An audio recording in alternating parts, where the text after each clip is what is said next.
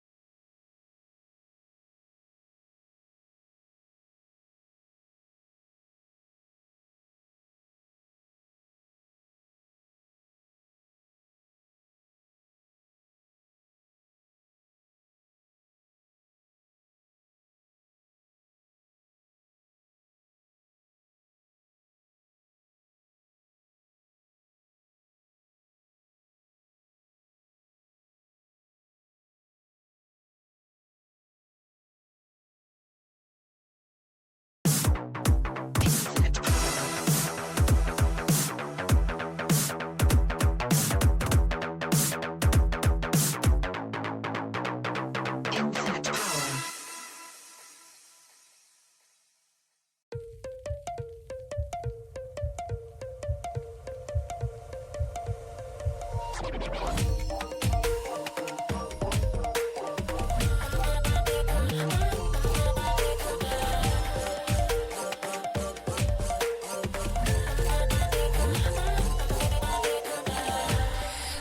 on, myself.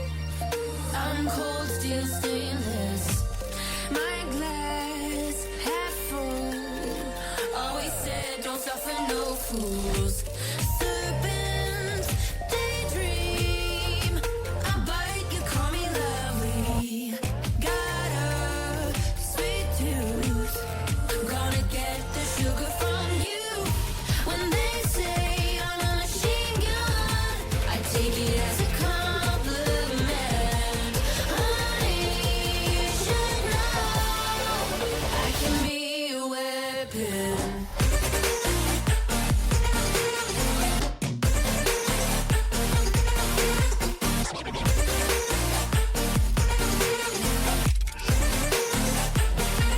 I can be a weapon.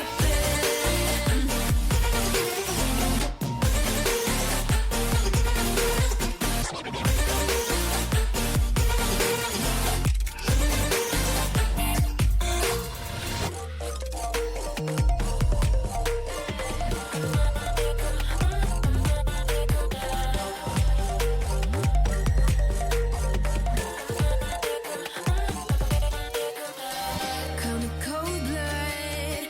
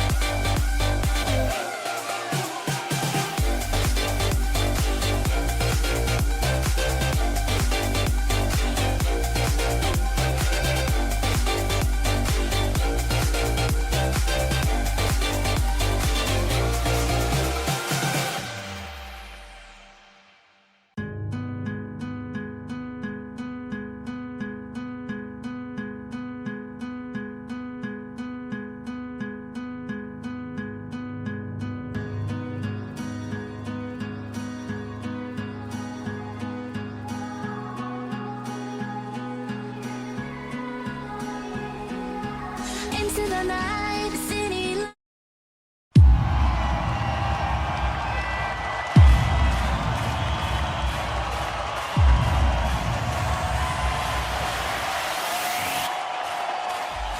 Feet will beaten into the corner, gets the bump on Sakitty. It's awkward now. Amish coming in, has the second man, goes low and scores! It's Amish with the... Minutes to go, and we have the final countdown. The last 10 seconds, now 5 seconds. A pitch from the net. KG, that's over him. That didn't go in, but we got Slade going for the shot. Able to sneak it in. We don't have OT. Indeed, both teams doing good so far to remain unscathed. That said, Robot Man with a great challenge is going to set tie up. And it didn't go in when we thought it would, but KG is not going to be beneficial, especially with how much better the Dragons are playing as it goes on. Big bump, big pass, big shot from Alex. They're scoring from. Sends Milio back. Poofy beating Zuggs. We have a 2v1 opportunity here. Great job by Milio reading that as Zuggs comes barreling down, trying to demo nutrition. Can't quite do it. Poofy keeping control, dunking Milio, who challenged. Both Zuggs and Poofy get their respective boosts. Poofy trying for air drag, gets it off the back wall, and they take a 3-1 lead. What a double tap. What an air drag. What a play by Poofy.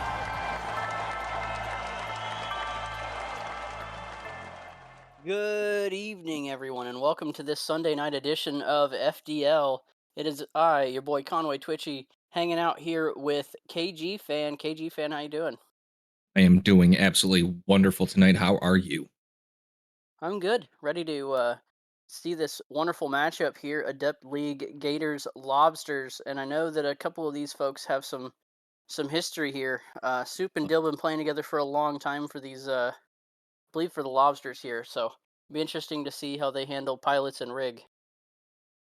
I agree. And this is week 1 of season 10. This is the last slate on the weekend, Sunday night. So I can't wait to see this. I don't really have anything really I don't know if anybody's going to win here. I don't really have a prediction considering the fact that it's week 1. Not really much to say in my opinion. Unless you have anything, I am ready for anything you got. No, we'll get these players in here and get this match kicked off.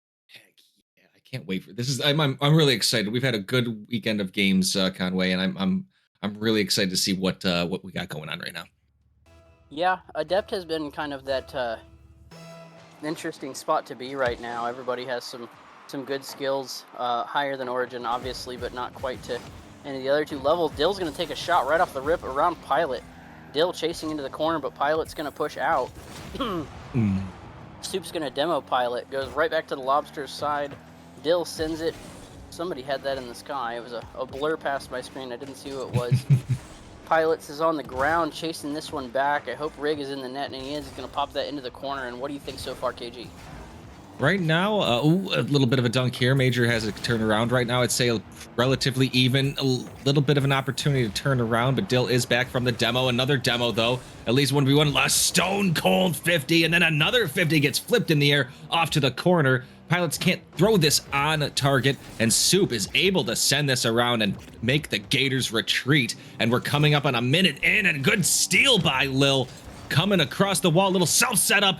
And that's kind of a pass to Pilots, and Pilots is going to send this wide. Good job by Lag not to send this forward. And a minute in, I would say that it's been pretty even both teams. Yeah, not a lot of sustained pressure. I think the Lobsters really opened it up, but the Gators coming into their own here. Unfortunately, Pilots is going to miss that one, but Rig gets good touch, good 50. It's going to bounce towards a goal. Major can't get there in time to dunk it, but Rig's going to keep this one in. Dill's going to send this into the corner.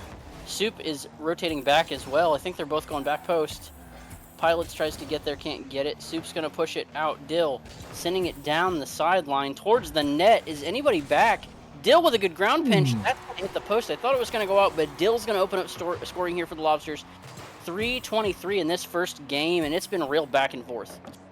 And that's some good car control right there by Dill. Able to get across and hit it back post. That's actually I'll be honest, that's a great placement. And like you said, 1-0. Plenty of time on the clock. We've got Major coming across, hitting that forward, trying to get Soup caught. But Soup had full boost, although it was a missed touch. Lil's way too far away with Dill collecting that ball and getting it around Lil. Dill can't get it around the second one as Major is able to stop this, but Lil's a little too slow here. Major can't get that bump on Soup, and Soup is able to send it home. And there we go, 2-0. Lobsters. Yeah, Pilots had a chance to turn around after that ball got behind Dill, and I don't know if you saw it. Maybe a little miscue. If I'm Rig, I'm probably going to say something to him like, hey, turn around and get that ball. But you know what? They take it the other way, and it's going to be 2-0 for the Lobsters here on this kickoff. Right back into the Gators' end. Up the wall, one of those little floaters that's going to die, but Rig's going to get that cleared. Bounce down almost around Soup. Soup's able to clear it right back into the middle, though. Pilots was pushing, not able to get it. Rig pops this up. Pilots is up for it, but just a little wide. They're going to have to tighten up that shooting if they want to put something around these Lobsters. Like I said, Soup and Dill have been playing together for a while, so their communication is going to be really, really tight. I know they did a lot of stuff in the off-season. Shout out to the Lobsters Discord that pings me every day. Pilots and Rig in the corner, and they're pushing it down, KG. Yeah, I think I would say that I'm going to say that the Gators are a little too aggressive. Like right there, Dill gets a good touch, has a decent amount of time to get this in, and is able to safely send it home. I still think there's plenty of time. I just think that right now the Gators are technically making the wrong decisions, of course, that they've led to these goals, but they're just a little bit too aggressive. And I think once they maybe catch, if they can catch the right rhythm, that could be a good thing later. But right now, the Lobsters are winning that battle. Yeah, and it's only game one, and Rig is going to answer right there. Good kickoff goal, gets it around the Lobsters, and they're going to cut that deficit to 2. Like you said, I think once they went down 2 goals, they just started getting really aggressive, and that's really the time I think that if you can settle in, you can catch up. If everybody wants to get a little aggressive on those after they go down 2 goals, but really just slowing down, giving some little hezzy moves, can definitely set things up. There's another good shot by Rig. It's not, unfortunately, on target. Soup with the flick, trying to get this around. Tried to go for a second touch over Pilots, and it went into the corner. Rig is there, but Dill's going to put this one off the backboard. Pilots got right back to it. They have it behind the defenders. They're going to have to do something there. Dill is back, going to play this one off the backboard. Just a gentle touch over one. Can't get it past the second. Good 50 by Rig. This one is in the corner with 134 left. They're pushing it out for a pass, but Soup reads that one perfectly. Gonna fly right back down. Soup tried to take another shot. Good defense there by Pilots. Rig is trying to get that ball. Good challenge. Didn't get it cleared out completely. Rig is trying to push this one and can't get it. Pilots comes out for it. Off the backboard, but Rig is there. Good 50 challenge, but time is certainly clicking down on this match with that ball still in the Gators side. Yeah, not too many crazy things happening, but it doesn't matter. They've kept that ball in there and a little bit of a miss. Not calculated. Major turns away from it, and that is going to sneak in. Well, actually, he's hit home. I thought it was going to sneak in. As Soup is able to send it in. Unfortunately, Major, it looks like they were going for that mid boost and just turned the wrong way. Soup able to push forward and punish that mistake 4-1. And now I think time's going to be a bigger factor than it was before. Yeah, poor Major got caught on the goalpost there. We have all been there, done that. Got, you know, the t-shirt a million times for that one, but gonna be a little bit difficult with Soup charging in on that to even clear it out. So unfortunately for the Gators, that one is gonna put them down 3, and they're gonna have just a little bit of time to do something, but having it in their zone is not going to benefit them in the slightest. Rig tried to follow that ball, 30 seconds left. Dill going for another shot. Soup keeping it in. Dill is there, but Rig with an excellent defense.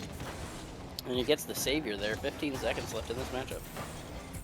He tries to send it in. Dill's right there in good position. Major comes up. The 50's won by Dill. This is dangerous. Soup doesn't really have a lot of boost here. Lil is able to send this to the side. Major goes underneath, a little bit of fake. Little pinch off the wall. Looking for a goal there. Dill is there. Major can't read this one, and the Lobsters do get a 4-1 opening victory. And how did you feel about the win for the Lobsters? Well, they just were they were a lot more patient and in capitalizing, and like I said, I think the comms were a big factor. Their communication. There's a couple times where I think that the Gators had opportunities, just not able to kind of communicate and capitalize on it. And a couple of the shots didn't fall for them. Unfortunately, the way it goes, 9 shots for the Lobsters, 3 for the Gators, with 4 saves for the Gators as well. Just doing what they could to try to stay in it. Unfortunately, after a while, there's only so much you can do with the ball on your side. So I look forward to them. It's only game 1. We'll see how they can adjust to this game 2. They didn't look outclassed by any means. Really just Dill and Soup doing Dill and Soup things and playing the ball. So we'll see exactly what happens in this next match. I agree. I think this technically, I hate being like saying the same thing over and over, but it's true. Game 1 doesn't always mean anything. You never really know what's going to happen. I do like what they did. The Gators did. I think they were just a little bit aggressive, and the Lobsters were very patient enough. A lot of I'm going to tell you, I've seen Dill play for a long time. Dill's very good at 50s. So there's somebody that has a skill that like not a lot of people like. I mean, I know it's hard to. It sounds weird, but not a lot of people have. Dill does do a good job. So like that combined with Soup Lag and their knowledge of each other, it makes for a hard team. So I am excited to see what the Gators got in this next game.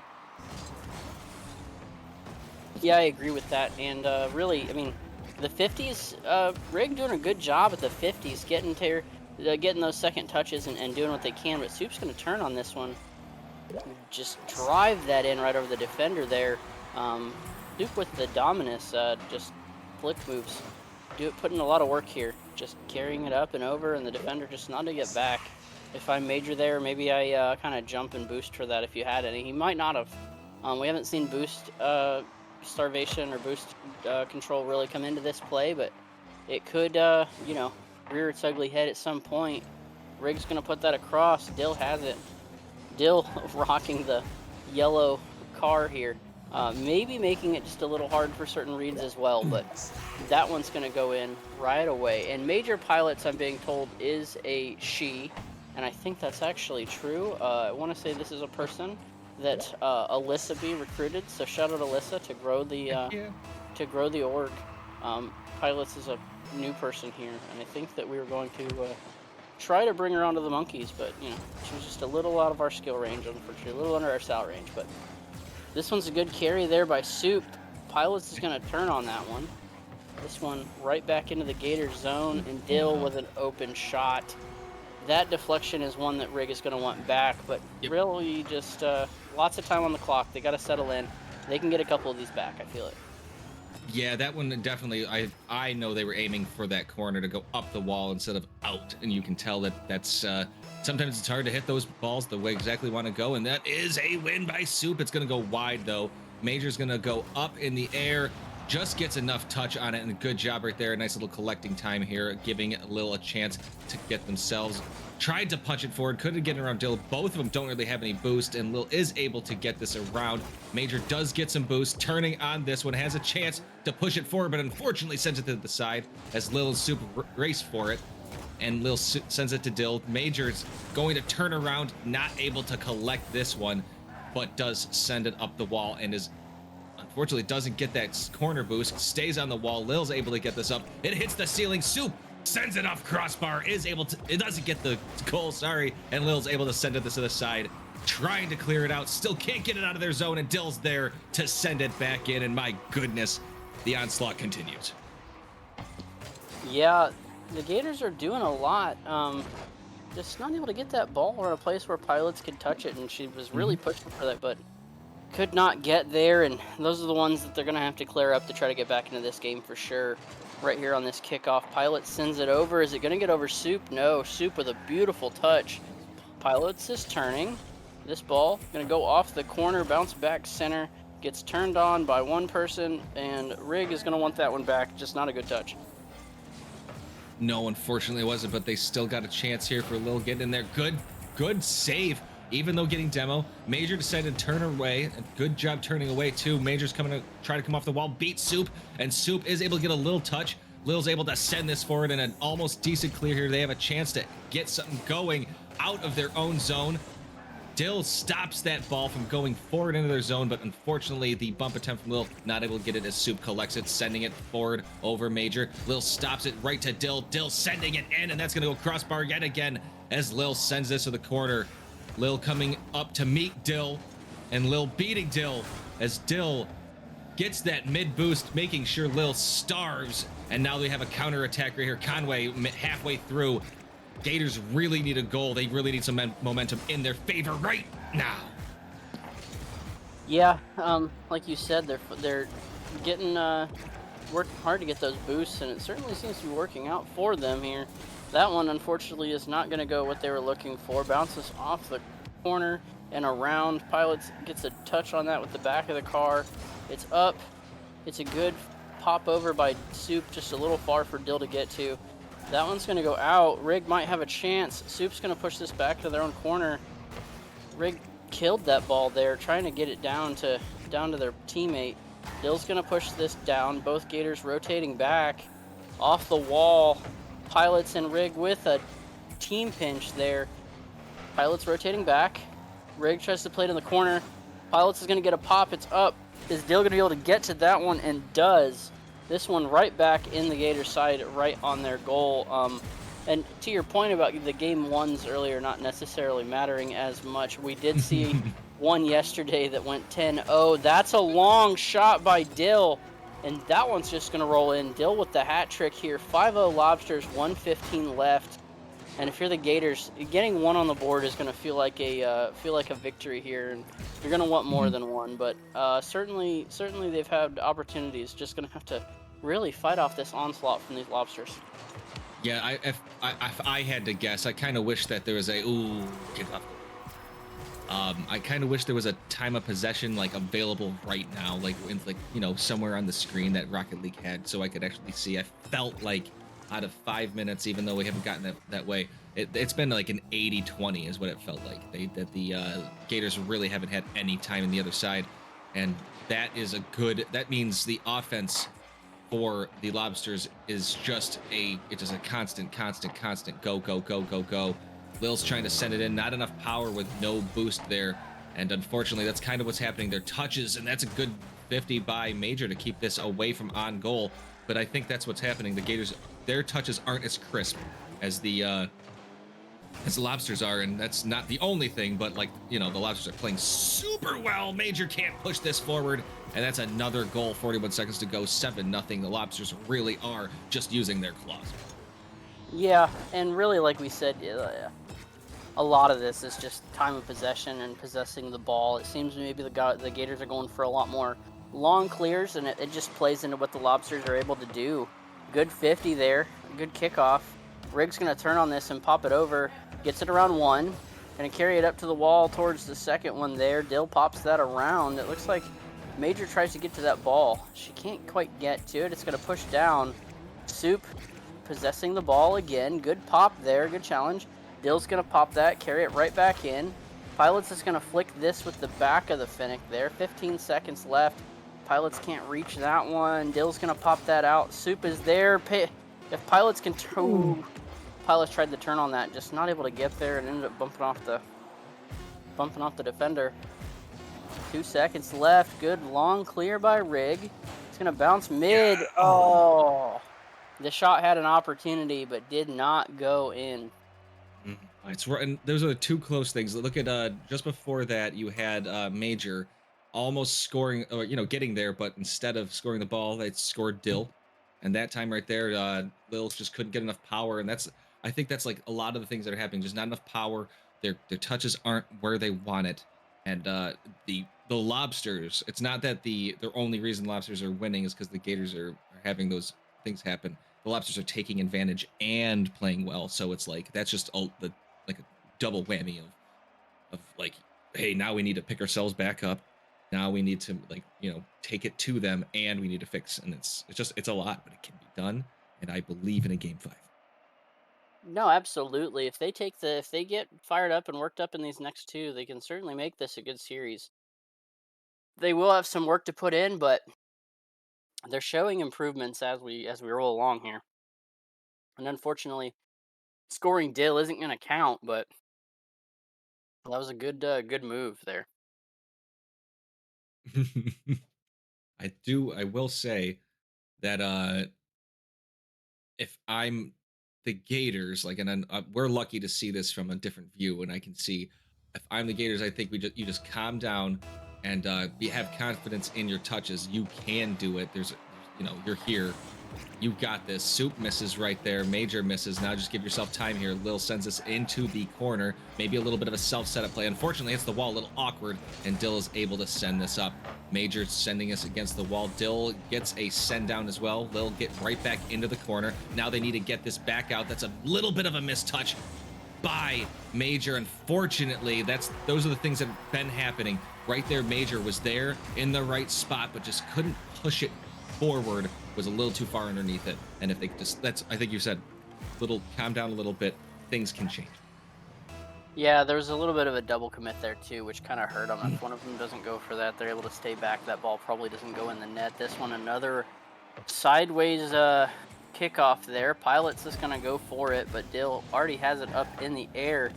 Rig is going to get there in the corner, push that into the corner as well. Good 50 on Soup. That one is going to bounce back into the Gators side for unfortunate, and that one's going to go off of a shot from Dill and roll right in. And those long aerial shots have been pretty much bread and butter for these Lobsters so far. That one was a good touch. Almost looked like it came off the wheels to kill it a little bit there, and Dill punches that one right in, but still 4:17 on the clock.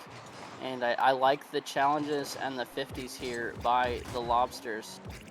Soup's going to push that one off. Oh, a little bit of a double commit there. And Soup's going to push that one down. Those double commits are leading to 2 goals here for the Lobsters. Just going to have to communicate, give some comms, and work together. Not a single person game here, guys. It's definitely duos.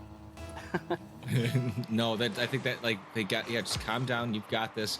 Give yourselves a little bit of talk. Tell each other what you want to do. Lil sending this in. Dill with a great read, though. There's a little bit of an aggressive play that I don't kind of blame them for kind of going for, considering. And Major Piles just couldn't get there in time. Dill making a great slam down. and Major was looking for that pass, and Dill with another touch, and Dill's I'm gonna say Dill's touches have been on point, and they've been purposeful. And when you've got a player that's playing this well, it makes it hard. And I would actually wouldn't put it past anybody to have trouble, no matter who you are. As Dill sends this one in, anybody would be having trouble. As Dill's just, this is I can't remember the exact score. I think it was 7 of 8 last game, or sorry, 6 of 8 last game shooting. I can't remember. It was the percentage is high. Sorry. No, I agree. I actually didn't look at it last game like I should have. That's my bad there. This one's going to float back to the Gators side and down. Rig's going to play this one and try to get this one over Soup, and does. Can't get it past Dill, though, but Rig going to pop this over to the side. That's a good place, good move, good pop center. Dill just turns on it, puts it towards the net, off the backboard, over Dill for that second follow-up shot. Soup is there to... Those corner bounces have really worked out for the Lobsters this game. And I can tell that the Gators are trying to do something similar, but they just have not been able to do it as much as the Lobsters have. Soup has this one in the corner, going to pass that right over Pilot. Soup with the carry. Good little flick up to Dill. Rig almost there, but can't make the save. 3:05 left. 6-goal deficit, but honestly, still plenty of time to come back. They're just going to have to make those mechanics work for them. Yeah, I think maybe try to bump a little bit, but it's going to be hard because they don't really have a lot of time with the ball by themselves. They don't have a lot of opportunities to get themselves ahead of the players. Look at this. Dill sends this forward. It almost looked and punch again, and that's going to go crossbar down and in with a follow-up from Soup. And these touches have been absolutely wonderful. I would say the Lobsters right now, if this is not their A, what's going on? Yeah, it definitely seems to be an A lineup here for the Lobsters. If it isn't, that's kind of scary for everybody else. And Adept here, that's a good long shot towards the net. It was on target, just defender happened to be back there in the way. Dill takes another shot. It's going to go around. Soup was there, and they have had quite a few touches that were, maybe shot on, but off just a little bit, get the defender out of the way, and play that redirect or that bounce, that second touch, rebound. Sorry, that's the word I'm looking for. It's gonna go around that one. Rig's got a shot on net. Soup able to get right back to it. Soup with a little bounce on Rig, or a bump on Rig. This one gonna float high.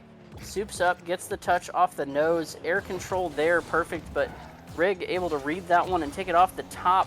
Little bit of a floater there. Ball's gonna die. Can anybody get there? Pilots was there, but couldn't punch it into the net. That's so frustrating. That right there has to be communicated. Unfortunately, Major doing a little too much. Maybe doesn't know Lil's there. Maybe Lil has to say something that has to be communicated. It doesn't matter. It probably, that's hard to tell who that is. I would say Major should know that Lil's there, but Lil should probably say something. That ball's high in the air, doesn't know. And then as you're trying to focus, things are, it's 8-0. Things are starting to get a little bit out of hand. You really don't like what you see, but I do like how Lil gets that in, doesn't give up right there. But Soup, what a dribble, almost gets it all the way around. And my gosh, they just can't keep the ball out of their own zone. And there you go. Soup Lag scores 9-0. This is a... the Lobsters are shooting well. That ground pinch right there was a thing of beauty. I don't even know if that was intended by Soup, but it worked out in their favor. 9-0. 172 left. Gators are playing this one through, though. They haven't given anything up, really. They're still playing hard and trying to get everything out of there. Dill's going to drop that over to Soup. That one is off and bounces center. Pilots gets there first, but Dill's still able to corral that ball. Drops it down middle. Soup tried to take a shot on net. Was blocked very well by the Gators there. Pilots is going to chase this one in the corner, but Soup's going to get there first. It's going to bounce down. Rig touches it. Rig is there. Pilots was following. Really, really close. Soup here. That ball bounces off to the side as we reach this final minute in Game 3. Rig had a good chance for a goal there, but just a little wide, KG. Yeah, see, it's another one. That one right there. Opportunity just couldn't quite get it in. Dill can't quite dribble it into the net. Major's going to go back post. Lil's going to go up and hit this away. Good job. Lil's got to maybe come up. Does get a little bit of a hit on Dill. That ball's going to hit a little bit awkward. Has a chance to score, but Soup is right there yet again.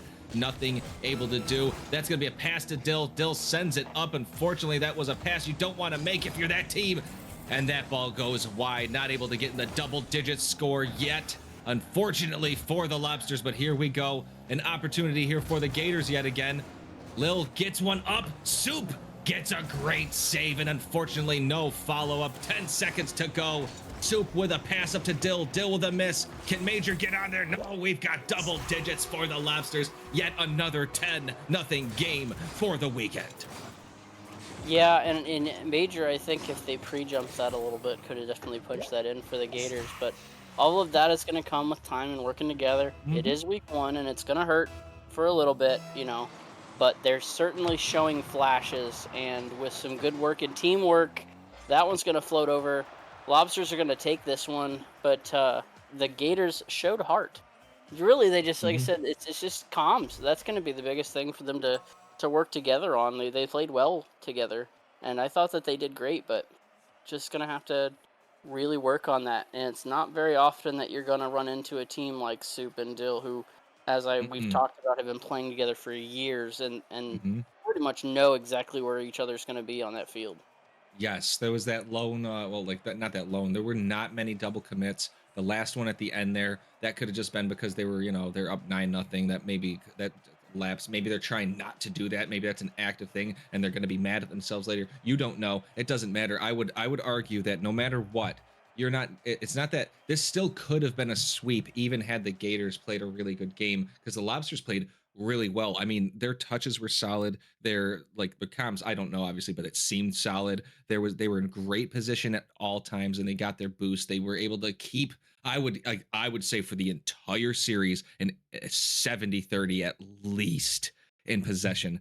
So I mean, in their and the other team's side. So like this entire thing was a very, very good game for the Lobsters. But I agree with you. The Gators played hard. It's just I would say the Lobsters are a team to look out for if you're in this division. Yeah, I would agree with that wholeheartedly. Let's see if we can get him in here.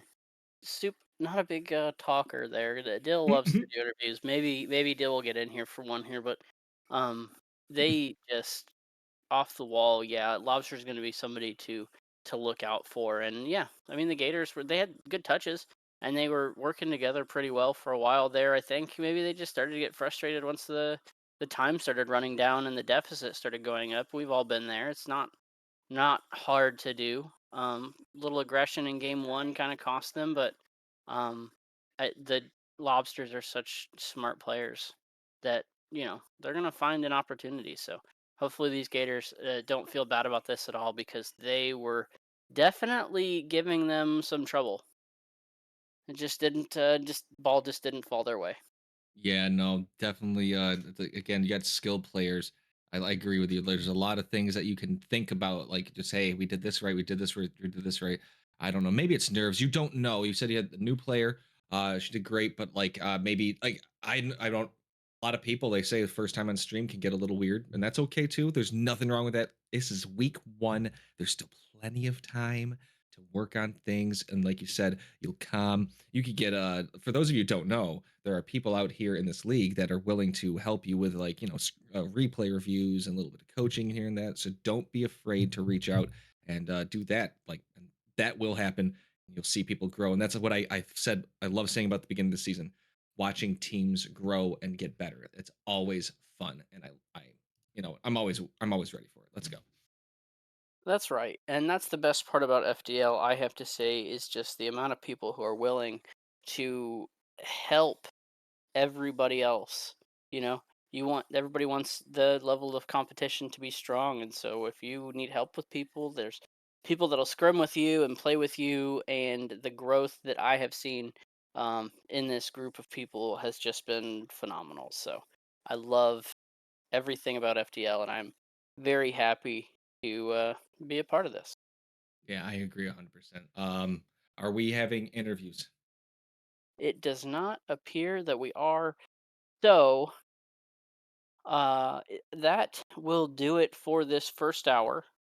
The next matchup here will be Expert League Coyotes versus Huskies here in about 20 minutes. Please come back and join us. Thank you.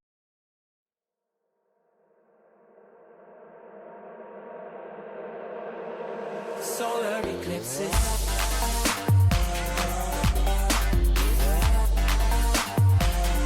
Solar eclipses.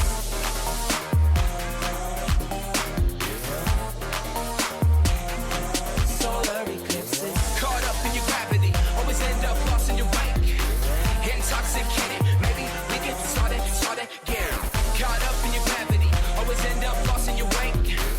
Intoxicated, maybe we get started. Maybe feeling change, I can remember all the reasons why we've been separate ways. Feeling all alone in your company, keeping you captive with guilty chains.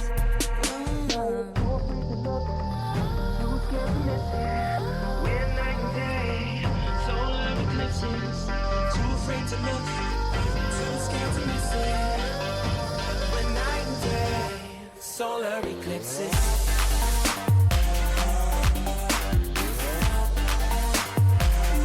Solar eclipses.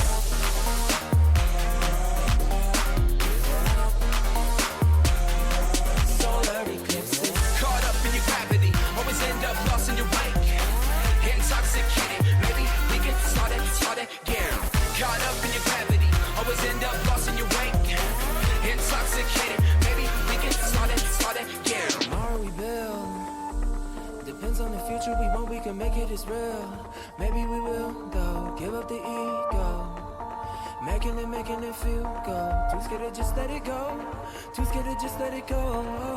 Tomorrow we build. Depends on the future we want, we can make it as real.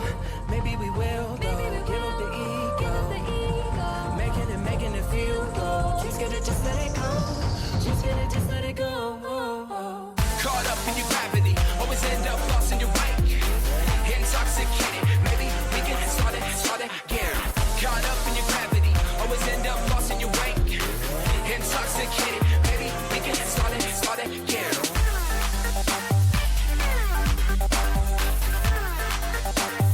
We get started again.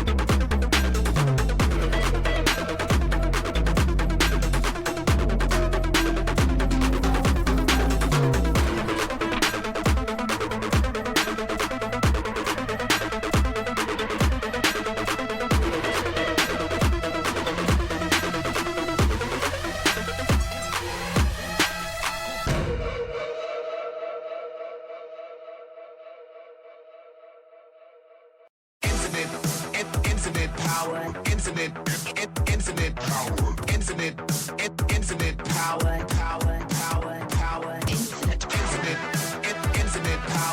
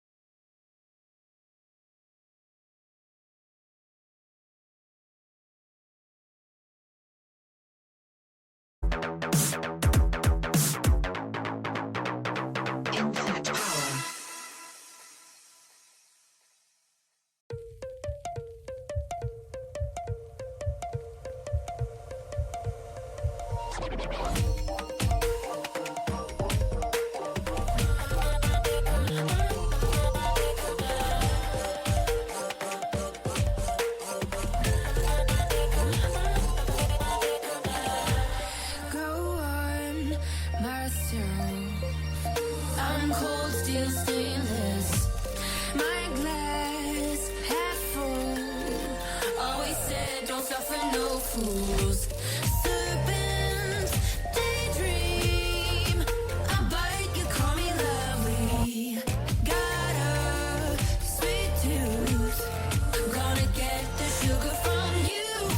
When they say I'm a machine gun, I take it as a compliment. Honey, you should know I can be a weapon.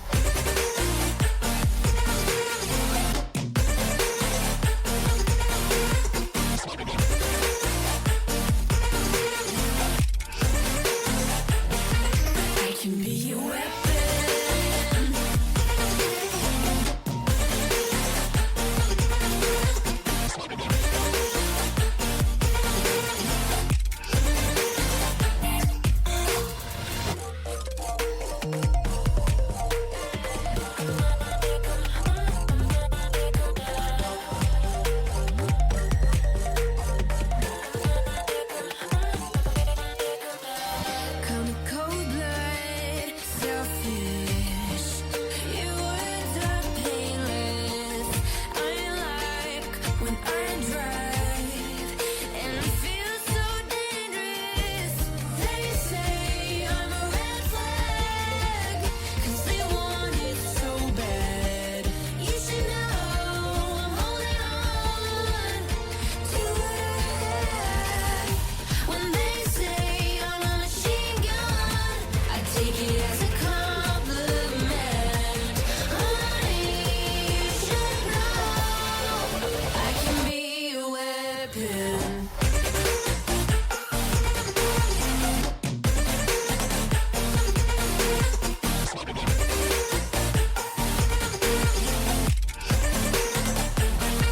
I can be a weapon.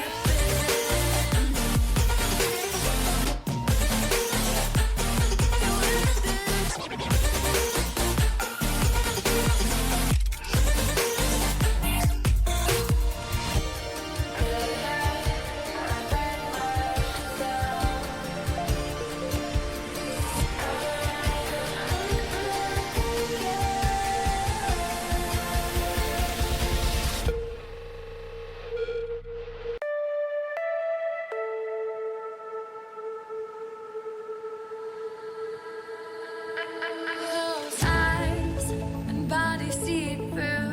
Time flies when I'm with you. Looming below the sun, holding me like a gun. Sweat and rain, fall in a dream. Rest can wait, eternity. Follow me through the clouds. They're never coming down.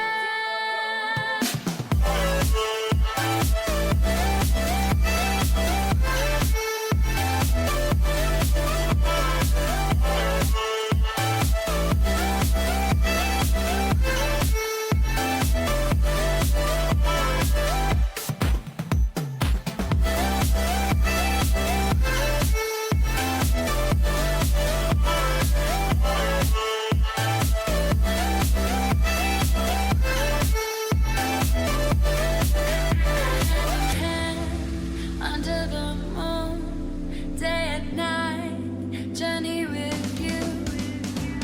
Out about you far out, we're never coming down,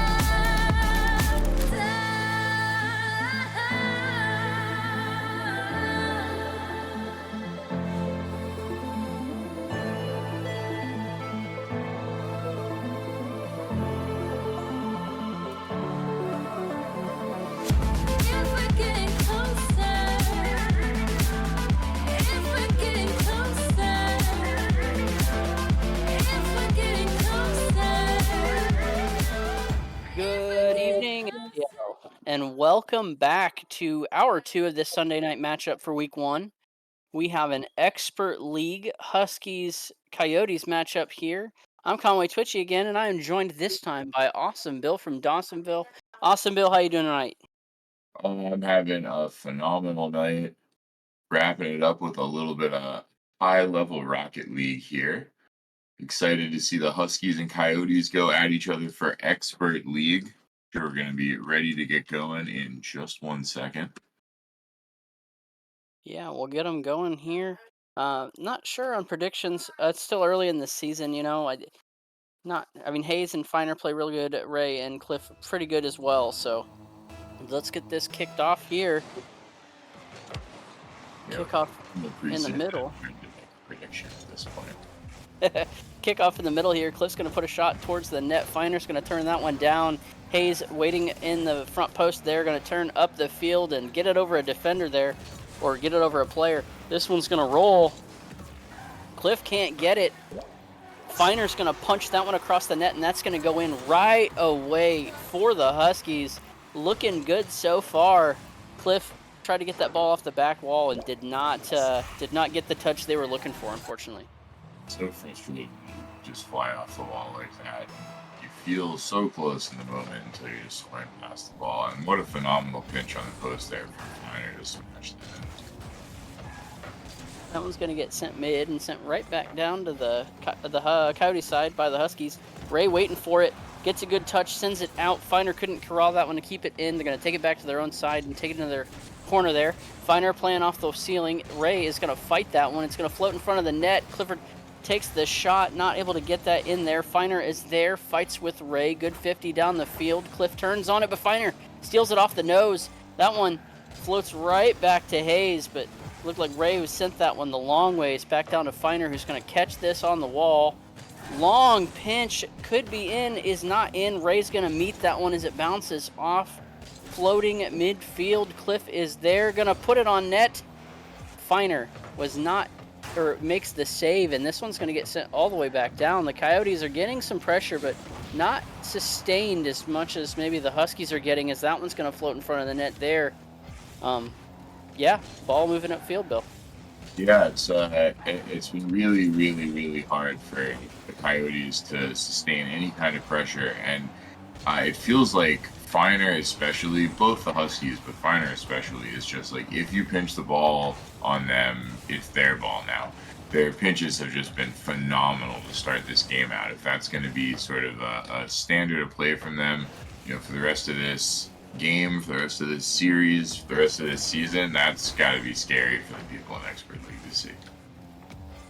Yeah, we do. Expert is right about the place where we start to see those pinches come into play. And Ray is going to catch this one and put it over the attacker there. Finer not able to get to it as well, but Hayes is right back to it. Cliff fighting with him in the corner. That one's going to bounce down in front of the net. It looked like Hayes just pushed that one down with another ground pinch. Leaves it for Ray. Puts it on net. Good answer there by the Coyotes. 2:41 left. We are all tied up, and the Coyotes really had to fight for that one. Yeah, absolutely.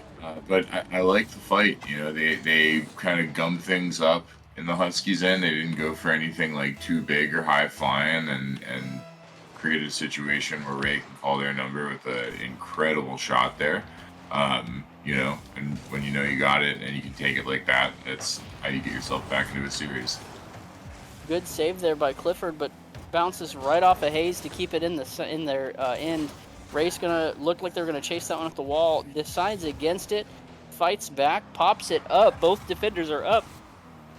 That's a long floater, and that one's gonna be in for Hayes. Just catching the Coyotes up a little bit. Looked like the Coyotes were in transition on a little fast break, and Hayes just puts it up and on net. And that's a really good floating touch there for the Huskies. Yeah, that's unfortunate, because if you look there, the Huskies were themselves in a bit of a double commit. So I think, you know, if Coyotes survive that, they have a pretty good opportunity for a counterattack. But instead they give up the go-ahead goal. Yeah, and the Coyotes once again fighting in the Huskies' end, trying to keep that ball in, gonna center it down. Finer's there. Hayes comes right back to it again, gets the pinch out, but it's not going to go all the way back out. Got kept in by the Coyotes. Hayes is pushing on this, but Cliff is there. The 50s from the Coyotes are putting in work right now. The Huskies have definitely been making some really good aerial plays, and as I say that, that's a good 50 that just leads to an open net opportunity for Ray, who dunks that ball right in. Yeah, that's and you know, that's, both teams have shown a little bit of a willingness to get, you know, both players up in the rush. So that's something that both sides have already and can definitely exploit. Be curious to see if that tightens up from either of them going forward, or if we see a lot of this kind of back and forth. When you beat the first person, and odds are you might have beat the second one. Yeah, spacing is definitely important at this level. That one's going to ricochet back towards the net, but Cliff is there. Going to push it into the Huskies' corner. Hayes tried to play, trying to fight for it there. Finer's going to get to that ball, but Ray fights right back. It's going to bounce off the wall. Hayes can't read it. Ray sending it around. Finer's going to tap it out and try to follow it. Chases it, bops it down.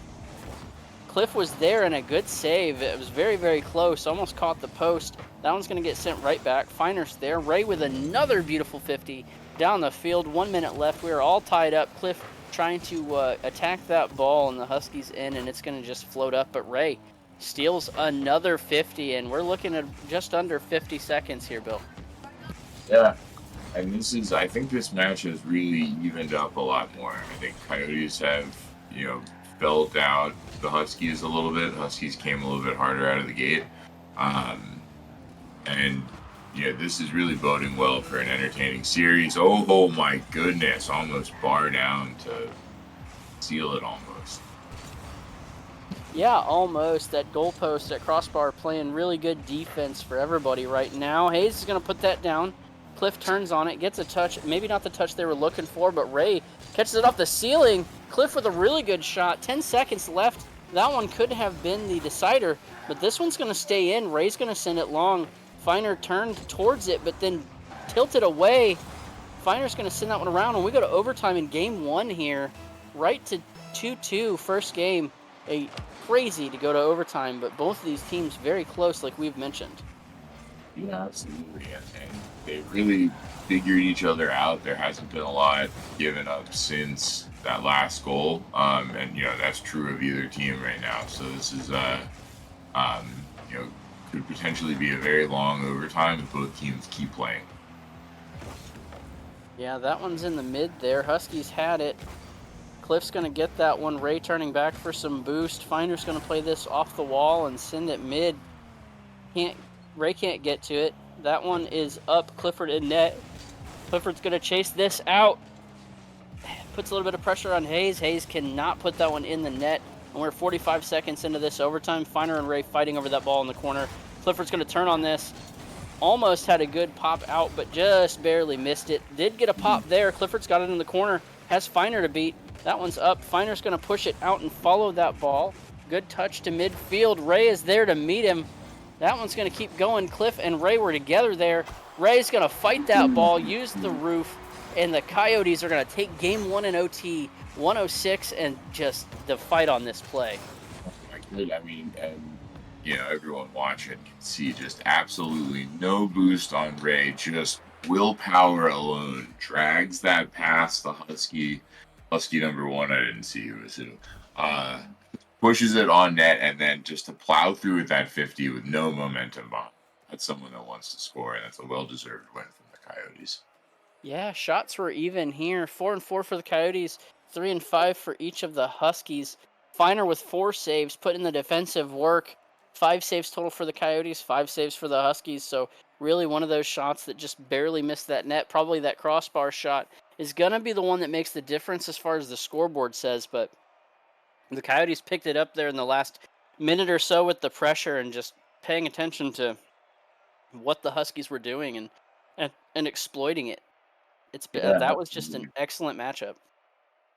Yeah, and that's if you're the Huskies, you gotta look into silencing Ray there, because that is a phenomenally efficient performance. 4 shots on a hat trick.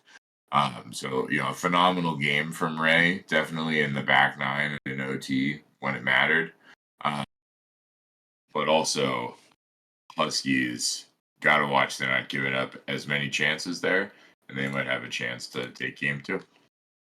Yeah, and they are in the game, ready to go for game 2.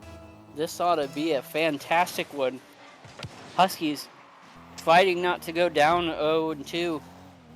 And the Coyotes are going to want to put them down. Ray with an excellent save there, right on the goalpost. Every time anybody gets up like that, I get anxious. But these guys are very good at what they do. That one could be an open opportunity for Ray if they can cut it. They do get the cut, but Finer is there to send it the other way. And Finer with a break right now. Clifford's going to turn on this. Good 50 bump there. That ball drops right back to Ray. Floating towards the net. Finer has it. Ray with a good demo. And that's going to open it up for Clifford to score. Poor Hayes just gets obliterated on the goal line. And the Coyotes are going to take that first goal here. Yeah. That's a tough one to give up, because man, that sucks when you get blown up on the line there. But fantastic read from Ray and a great put home from Clifford to get on the board for the first time this series. Yeah, we haven't seen a whole lot of physical play here, but now that they start to break that out, it wouldn't be shocking to see more demos and bumps come out of either of these teams if that's going to be the way to get it. But really, I don't think that the Coyotes haven't really had anybody kind of hang in net that much, but Hayes is going to answer right here, fighting this one in as well.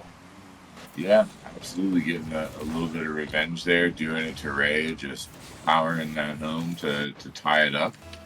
and we got a ball game. 4:02 left, 1-1 game. I think that it took them a little longer to score in the first game, but we'll have to see what happens. Ray with a good shot. Hayes able to get up to that. Looked like maybe they're just throwing the car in the air, throwing it at the ball, seeing what they could do. Finer with a touch off the nose of that Octane, just goes a little bit wide. Ray is going to follow this one in the air. Takes out Hayes on the bump there. Clifford's going to push this one in. Finer has it towards the net. Good rotation there by the Coyotes to fight it off because Ray was back there. Good 50 kills this ball in the Huskies end. Finer's going to try to turn on it. Not going to matter. Clifford with a good pop. Hayes has to push. Finer has to push. Ray gets it. That one goes right back. And Hayes' placement has been pretty fantastic so far as well, but the aggression of the Coyotes is certainly appearing to wear on them. They had 2 opportunities for shots there that the Huskies had to fight off to defend. Yeah, and it's the same story as the back 9 of game 1. So, you know, the Coyotes took a little bit to adjust, and Huskies have to make those same kind of changes. Oh, and looks like we got a Rule 1 going on here between Ray and Finer. So this is Clifford and Hayes in a ones match, and it looks like Coyotes are about to go up. Incredible. Respecting the Rule 1. Phenomenal work from Ray and Finer. Phenomenal work. That could be the key there, too. Just keep locking them in a Rule 1 and hope that your second is strong enough to beat them in a 1v1 match. But certainly happened there for the Coyotes. 2:42 left. Ball goes right back into the Huskies. Hayes is going to play it. Hayes is in the air. Gets a good aerial touch. Ray catches that using the flat side of that Finnick. Good back bump. That one gets passed right to Clifford. That was a really fancy move there. Shot across. Finer's going to chase this one. Maybe turn him back for a boost just a little bit. Finer's going to play that off the ceiling. Ray is there, though. Pinches it off and wide. Hayes kills that ball there, leaving Clifford able to take it away. Going for the flick. Off the top there. Finer had it. Ray off the top, off the backboard, and Finer goes for the save, but that one's going to go in right off the post, and the Coyotes put another one on the board, 3-1, 2:04 left. Oh, my goodness. Ray with phenomenal control up there to get that in. That Ray is just not making it look easy. Ray is really putting in the work to get the goals right now. Yeah, they're fighting hard. These Coyotes certainly have that dog in them, but we know the Huskies should have some too. They've fought back very, very hard. Finer's going to play that down. Hayes cannot beat the defender to it, and Ray just pops in another one. This game 2, not as close as that game 1 was, but still plenty of time on the clock for these Huskies to get back on the board and tie it up. Yeah, I'd love the Huskies to mount a comeback because they've been playing good and they've had some really good chances. But I mean, Ray is just, like I said, Ray's having an afternoon right now. 3 saves, 6 goals on 10 shots across the 2 games. Just really, really phenomenal work. Huskies definitely got to figure something out to make a difference here because if Game 3 goes like Game 2 is so far, this might be a short-lived series. Yeah, it very well could be, but I think that both these teams have the skills to make this an interesting series, and I think the Huskies can adjust too. Hayes going back around the other way. Finer's got this one in the corner, gonna pop it around Clifford, gonna try to get the aerial touch to clear it. It does, gets over Ray. What a flip to flick that ball around, and really that looked almost like a reset there, maybe. Yeah, I think you might. That's phenomenal. I think that you reset that long in the air. That was incredible there. Good move there by the Huskies. That's exactly what they're going to have to do to get right back into this one. Finer has that ball. Going to pop it over. Ray can't get there. And just like that, Huskies put 2 on the board in about 20 seconds. My goodness. This is an absolute 180 in the favors for this game right now. Huskies right back in it, and if they're scoring at this pace, they might get 6 before the game's up. Yeah, they very well could. Very well could. Finer's got this one in the air. They're starting to kind of exploit the aerial play there by the other two, especially with the aggressiveness of them pushing out on defense. Clifford's going to carry this down. Unfortunately, Hayes missed. Finer's going to push that one in front of the net.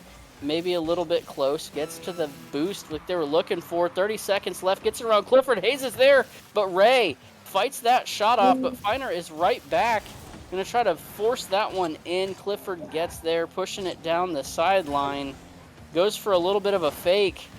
Gets it off of Hayes. Finer is there waiting for that ball to come off.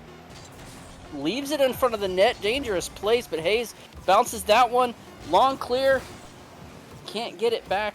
That one's going to go the other way. Finer misses the ball and hits Ray there. Hayes has got it off the ceiling. That one's going to drop in touch, though, and Coyotes are going to take game number 2. And Ooh, I mean, what a game they made. That last minute was really something. I mean, the Coyotes looked like they just ran away with it, and then Huskies were so back in it, and that last minute was stressful. And there was a couple low boost hero moments from the Coyotes, I think especially Clifford on D towards the end that kept that out of OT. But that's game 3 when you're down 2 sucks, but like if you're the Huskies, is a very different temperature after that last minute than it would have been otherwise. Yeah, and they had an opportunity to tie it, just not able to get it on, but we're looking at 9 shots for the Coyotes, 8 shots for the Huskies, 5 saves apiece. And Hayes with the lone person with 1 goal in this matchup, everyone else 2. And man, they really closed the distance there at the end. It just really took off. That was a great matchup. Huskies trying to stave off elimination here. Half of the Huskies shots came in the last minute of the game. Yes, that is very true. That's that's if they can put that kind of pressure on together for 5 minutes. They got to start a reverse sweep with a great game 3, but I can see them pulling it off. Yeah, I agree with that. These teams are far closer than the series score will tell you that it is. That was a good little back pass there to Finer. Clifford is fighting this one in the corner. Finer not making it easy on Clifford. Fighting it again. Hayes is going to turn on this and play it off the wall. Ray catches it. Ray was going for the shot, but Hayes with a second effort to get there and pops it back. Finer has the ball. Good flick pop. Ray has it. Puts it towards the net. Hayes is going to turn this one away. Gets it around Ray. Ray's going to try to take it back. Looked like it was a little bit of a double commit there. Not what they were looking for. Ray has to steer that one wide from the net. Finer is there. Up. Tries to go for a little bit of a touch, and what a fake. Hayes is going to get that goal, but Finer set that whole thing up there. Looked like he was going to make a move, make a touch, and it floated down. Froze Clifford there, and boom. Hayes puts the Huskies up 1-0, 4:17 into this first match. What a beautiful play, intentional or not. Finer just to get the recovery even there is really, really solid. A lot of control, a lot of fast thinking on your feet. Well-deserved goal for Huskies to take the lead here. Yeah, a little bit of a collision there in the middle of the field. Clifford's going to turn on this. Everybody was down in the Huskies' end and fighting for that ball towards the midfield, and everybody ran into each other. Finer plays that one off the wall. It's going to bounce out. Ray's going to try to get to it. Hayes with a good challenge is going to kill that one on the Huskies' end.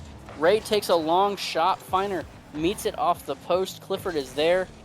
Hayes is going to try to touch this one. Finer gets the good touch around Ray, chasing it into the midfield. Finer gets it off the top of Ray's car, waiting for the ball, pops it towards the wall there. This one's going to go right into the corner, and Clifford's going to send it back to the Huskies side of the house. Finer fights it, pops it up. Hayes is there to turn it away from Ray, and Clifford's going to demo Finer before Finer has a chance to take that ball down for the open net.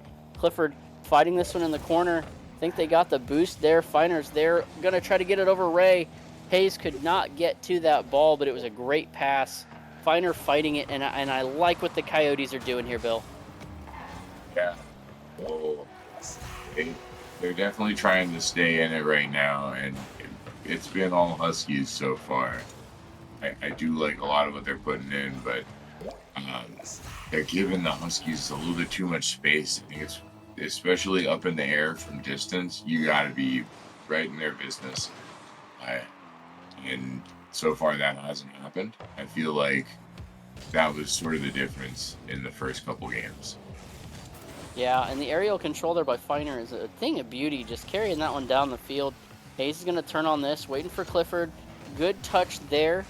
Feiner's going to play this one off the wall, and these Huskies, as you said, if they could keep up the pressure that they had in that last minute, they would have a chance, and they certainly do. Hayes is going to get a good touch here. Ray's going to try to fight that one off into the corner, but it looked like both the Coyotes were there, so Feiner being there going to make it a little hard for them. Hayes has got it back in the Huskies' end, gets it around Clifford, pops it up, but Ray is going to be there after Clifford gets a good demo on Hayes. Ray fighting again. Feiner is back. Clifford with a shot, but Feiner sending that one away. Feiner has been all over this field this match here. That one's going to go mid to Clifford. Clifford gets bumped by Hayes. Feiner able to beat Cliff to the ball there. Ray's going to send this one towards the net. Nobody's back yet. Feiner was rotating. Hayes is demoed. Clifford is back there after that demo on Hayes. Clifford fights it. Hayes jumps for that. Going to go way across the field. Feiner is there, but Ray is going to follow that one up, and that's going to be difficult because that challenge by Hayes taking him out of the play is really what set that up for them to get that 2-on-1. And it looked like Hayes was trying to rotate to the back post, but just barely missed that ball, or barely missed that chance of that rotation. Yeah, absolutely. And it's the Coyotes have been turning it around a little bit. They've been faster, back to their old selves. They've had better control over the play, and it's showing. And the Huskies, for having the lead right now, they also only have 2 shots in goal, so they're not, what they're scoring really well and effectively, but they're really not getting chances. So I think there's a really good chance that we could see Coyotes still come back in this with about 1:10 left. Yeah, not really a lot of sustained pressure here, but Ooh. Feiner with a Yeah, good flick jinxed it a little around. bit. My goodness. I think you did caster curse there. The Huskies really haven't needed any sustained pressure to score. Everything's kind of been breakaways and pushing it on, but the Coyotes with way more pressure, and the Huskies just waving it off. They too have that dog in them. Well, they are dogs, right? Right, you are, Ken. And as the ball is moving across, I do believe Coyotes are also canines as well. Feiner's going to carry this one down, going to try to get it around Clifford. That one's going to push around. Clifford pops it in. There's that ball floating mid. Coyotes are going to have to get something going if they don't want to run out of time. Ray's going to turn on this in front of Clifford, in front of the net. Good flick there. Feiner up for the good touch there. Hayes is in the corner, maybe waiting on that boost. That ball is up, but Hayes is going to get to it. Good challenge there. Ray following it. Clifford following it. Hayes is there as well. He sends it back the other way, and we are down to 15 seconds left in this matchup, and it's pretty much been all Huskies. Yeah, it really has. I mean, I can't imagine this level of play is easy to sustain, and they got to do it 2 more times. But Huskies earned the hell out of that win, for sure. And Feiner especially. Feiner was ready to play. Was not ready to go home from the moment the countdown started. And really just drove play for so much that game. Coyotes had their moments for sure. They looked good. They had a lot of pressure. They responded, decently in terms of like adjusting their style over time. But Huskies really just drove the car that whole time. And if they can keep that up, series could be theirs. But it will be interesting to see how this game 4 goes. Yeah, Huskies with all of the momentum on their side right now, taking it to 2-1. Coyotes still on match point. Don't be shocked if we go to a game 5 here.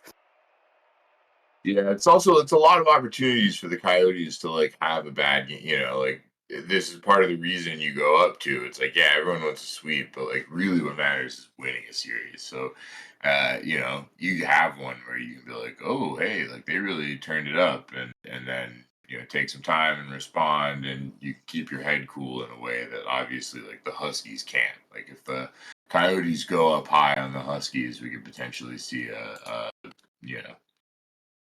bit of a struggle from them since they don't really have that space to bounce back. Yeah, shots at the end of last game, by the way, also ended up tied at 6, but everything that got put on net, the Huskies did save, with the exception of the singular goal, which I don't think that we've ever seen anything like that, saving everything but one. But Hayes has this ball. It's right back on the Coyotes' end. Finer's going to chase this one with Clifford in the corner. Finer pops it out one way, fakes it, and that's just going to... Oh, no! Not the Athena into the goalpost. They're going to want that one back. Good open net opportunity. Probably could have just drove it in, and that one off the post, or off the crossbar, that's going to hurt. Yeah, absolutely. It's reminiscent of that game 1 OT, but not like it matters much as Hayes goes and corrects the wrong the crossbar put on them. Crossbar truly one of the best defenders in the series so far.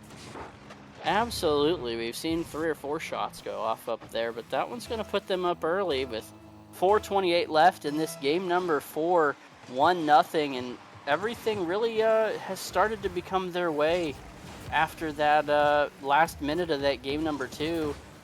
Hayes almost got that popped over Ray there, but Finer has that one, and Finer's just going to bomb that one in. And we really could be looking at a reverse sweep if these matches keep going this way.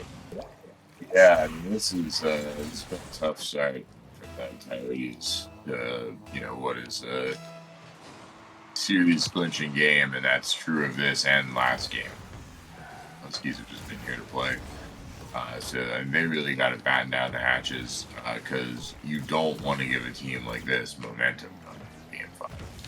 No, very much not. That one's going to stay in the end. Finer challenging all the way around. That one's going to go back in front of the net. Clifford sends it the other way. Ray missing the aerial touch. That has not really been something we've seen them do all series. Ray's going to get that one after Clifford gets demoed. Finer is there in the corner. Clifford turns away. Finer chasing that ball with Clifford, who has it, gets the touch. Ray pushes out. That ball floating in the corner, but Ray is going to get demoed. Clifford has the touch. Good bump there by Finer. Hayes is going to push the ball back to the net and shoot it across. Gets a good touch to push it basically to midfield. Gets it around Ray. Hayes has that one. Hayes was trying to go for a bump on Clifford. That ball really had a chance to roll in if he gets that bump, but that one's going to go back mid. Clifford pops that one up. Hayes reading it off the backboard, pushes it down, gets a good ground pinch. That one's going to roll all the way back into the corner and float up. Clifford is there, pushing that one around, gets into the corner over top of Ray. Both of the Coyotes are on that end. Hayes is going to make the save on this one. Ray's going to turn to keep it in. It's Ray and Clifford there. 2-on-1 situation there. That one's going to roll all the way back. Finer is there. Ray is there. Really shocked that the Huskies did not get an open goal or open net goal there. Yeah, it's been there's been a few moments like that so far. I mean, the crossbar early on as well. Coyotes, like, you're down 2 halftime, great, but kind of thank your lucky stars because Coyotes have probably saved about as many of the Husky shots as the Huskies have avoided scoring on open goals. So it could be a lot worse. Yeah, very well could. This one could have really been out of hand early, but Finer's going to take this one and drop it off in the nose of Clifford there. Finer getting a good little bump on Clifford to set that one up, and we're at 2 minutes to go. Coyotes are still in the hunt here. Finer chasing this one back after a good back touch from Hayes. Clifford is there. Hayes sends it back the other way, and the clears from Hayes have really been on point this game. Sending it down long ways, getting a couple pinches, and really just doing everything they can to get that ball out of that side of the field. Finer with a good challenge on Clifford's dribble there. Hayes with a long shot. Clifford's going to get there. It's going to bounce off. Hayes is going to fight, and Hayes is going to punch that one in, and it is a 3-0 ball game at 1:31. And after the first 2 games, if you'd have said that they'd be up 3-0 with 1:31 left in game 4, I probably would not have believed you. No, my reverse sweep predictions were raised anything. So it would not be the kind of shellacking that we've seen so far for the Huskies putting on in these last 2 games. My goodness, almost another one. Yeah, Coyotes really got to tighten up, but I want to, highlight again what you were saying about Hayes. I thought Game 3, as Hayes gets a goal right here, my goodness, this is just all Huskies. But I think Hayes was kind of number 2 to Finer in Game 3. That was a Finer show. And then this one has felt a little bit more of a team job, and Hayes showing himself a lot more and looking really, really good. Yeah, lots of trust there between the two teammates, really making the difference here. Ray's going to push that one down. That was a hat trick for Hayes, by the way. I believe Finer got the second goal, but Hayes has been punching them in. They're going to waste some time there with a good fake. Just clock control, so important here. You don't want to give them as many opportunities as they need to get back into this game. Finer's going to get a good touch, turn this down. Ray was up there. Clifford is back, but Finer is there. Finer carrying it. Good pop off the wall, and Hayes is going to follow it up. What a shot there. What a pass by Finer. Getting the playmaker and just passes that one up. Maybe not necessarily intentional, but didn't even matter. Hayes is going to drop that one in for the 4th goal of the game, and Huskies very clearly in control of this one, and I would not be shocked to see a timeout after this game by the Coyotes, because they have got to regroup here. Yeah, absolutely. I mean, no two ways about it. It has been all Huskies since they're back out up to the wall, which, if you are anyone in the Huskies organization, like, that is phenomenal to see from the first series of the season. But boy, for the Coyotes, this is going to be one of the toughest, mental games that you're going to have to play this year.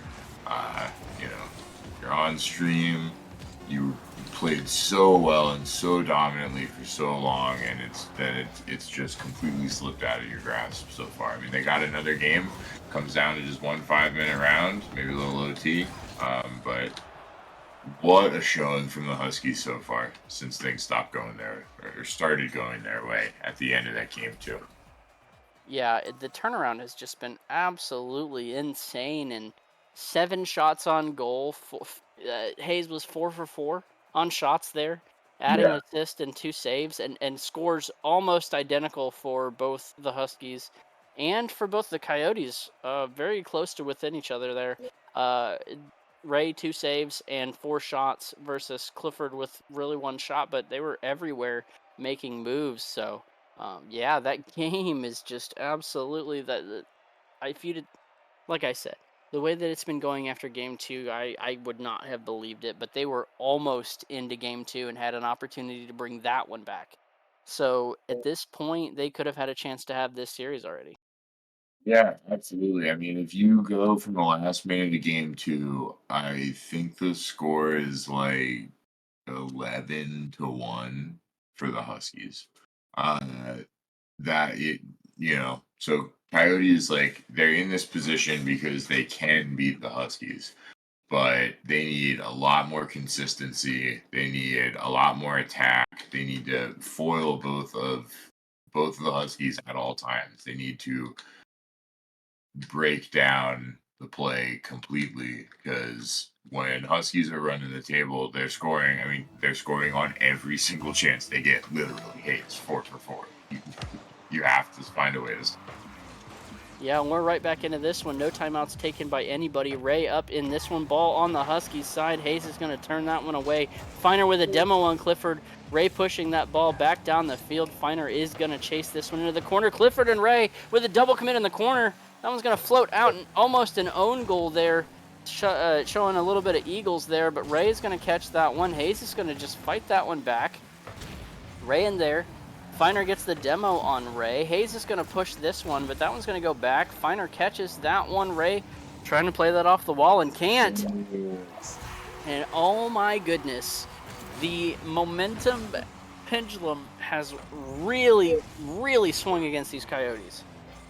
Yeah, if you had told me to make a prediction 1 minute into the first game, I would have said I think Huskies could take it. I thought they started really well, and then they really had some rough play, and it just goes to show you how important it is to trust in your teammates and to like have that like hard competitive mentality when you're in a 5-game series, because they were ostensibly like out of it. They were down with 4-1 in game 2.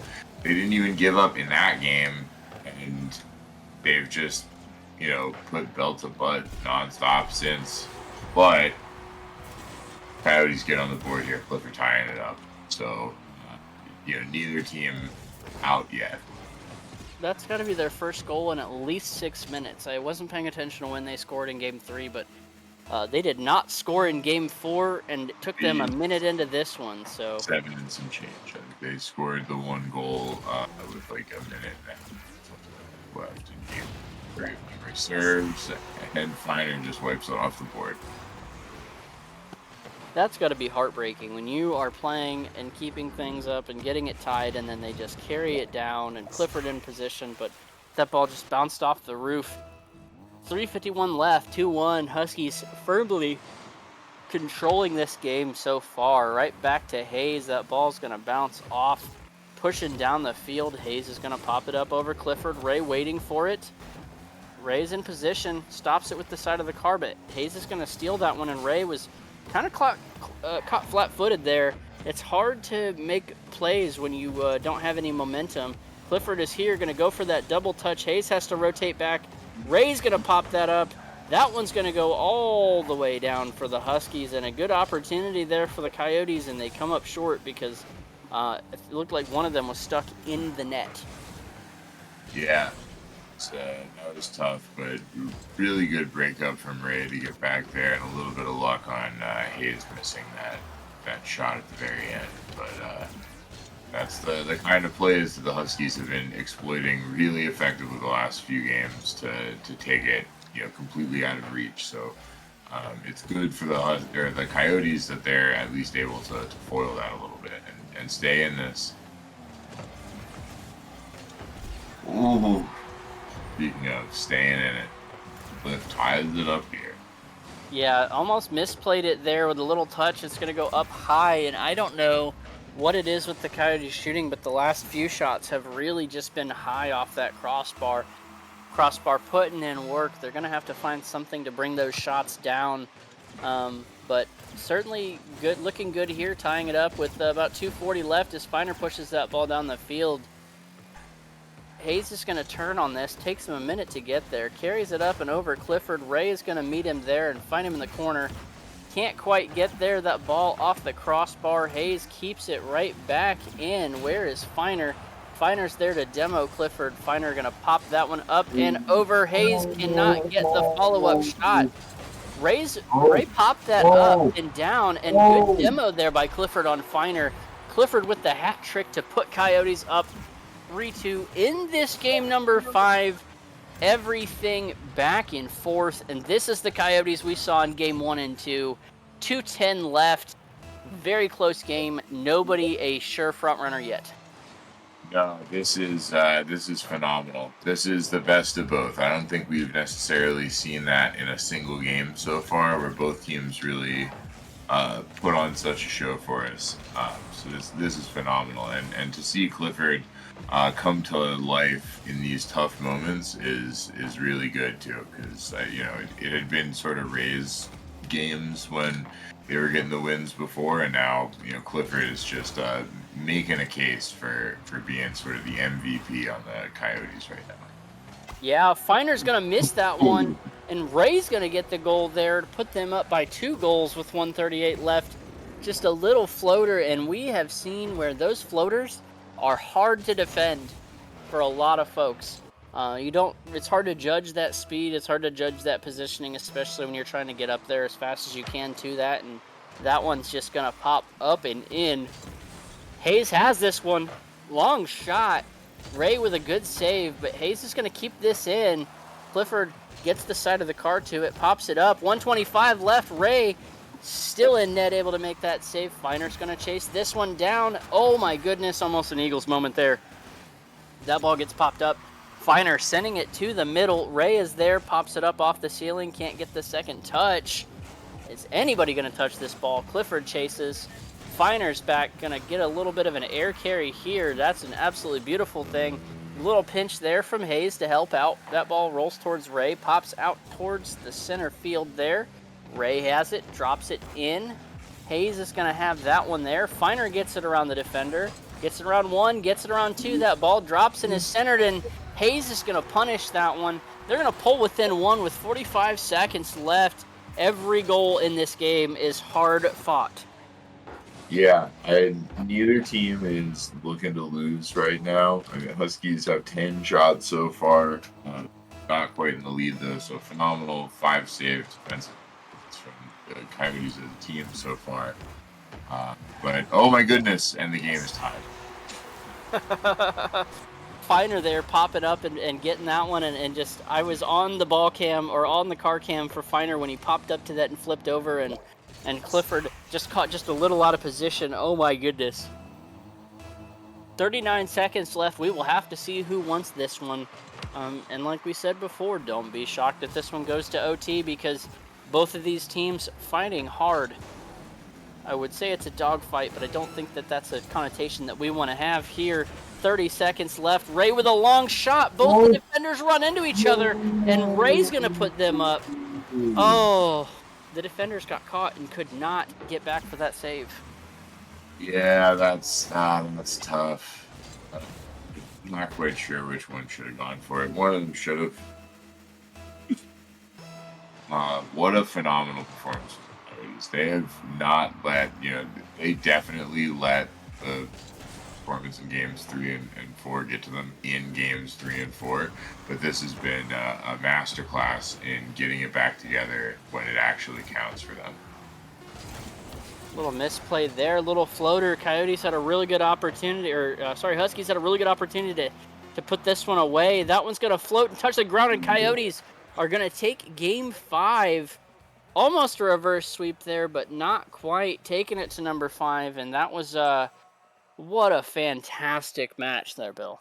Just unbelievable play from both. I mean, way to battle back if you're the Huskies. That is like an absolute, high compete warrior ass spirit to stay in it that long, and to make your mark that hard, and way to do it for the Coyotes to take that much of a lashing for so long, to barely score and then come back and have probably their best game of the series, and to win it there in regulation in game 5. Yeah, that was probably like the highest scoring game that we had at all time there, but that was just, well, not all time, but in all the series, I think that was the most goals that we had scored, and just, oh my goodness, I'm still in awe. Yeah, we were so close. We were like, what, 2 minutes away from a reverse sweep, and then everything just kind of flip-flopped with a flurry of goals there at the end. Yeah, and it's rare in a game like that you see it where I don't think any individual player can walk away being like, oh, there's a lot of stuff I should have done different. Like, everyone played perfect. That came down to the absolute last wire. What a phenomenal match. What a great Sunday evening match for the FDL lineup tonight. Yeah, well, we are not going to have time for an interview, unfortunately. We have to get everything ready for the next matchup, but thank you so much for joining us here. I have been Conway Twitchy. Awesome Bill's sticking around for the next matchup here, so stick around, be back in about 10 minutes, and catch some more really great Rocket League action, and we'll see you then. Thank you.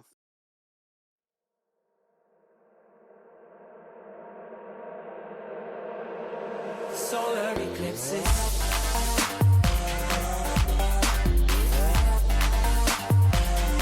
Solar eclipses.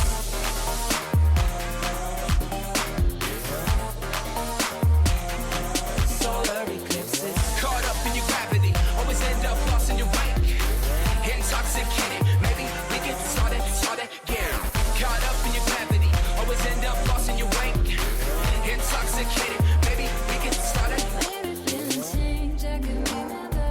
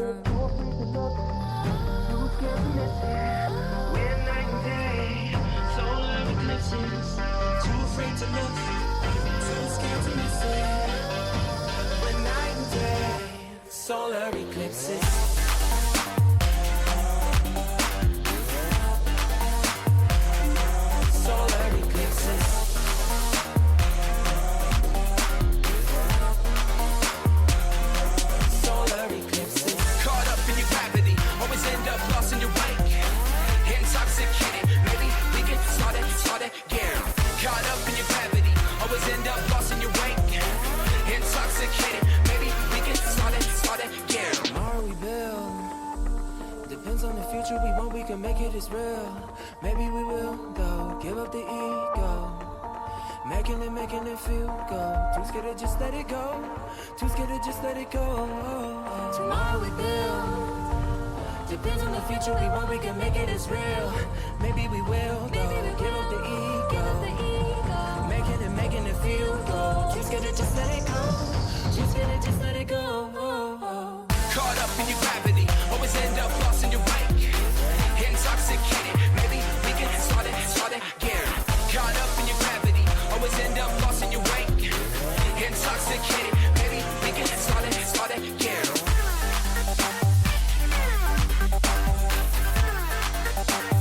We can start it again.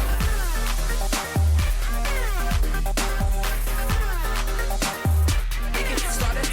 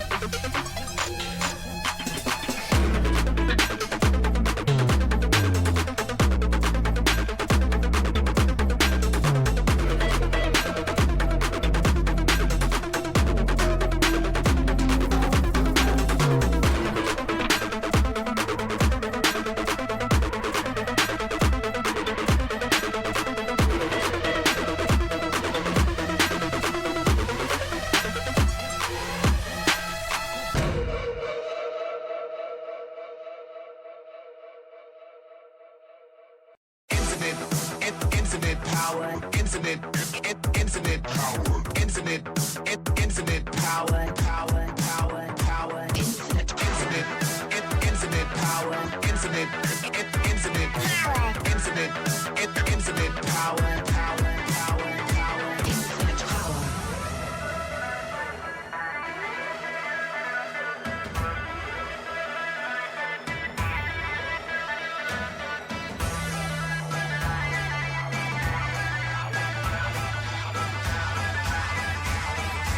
Infinite power.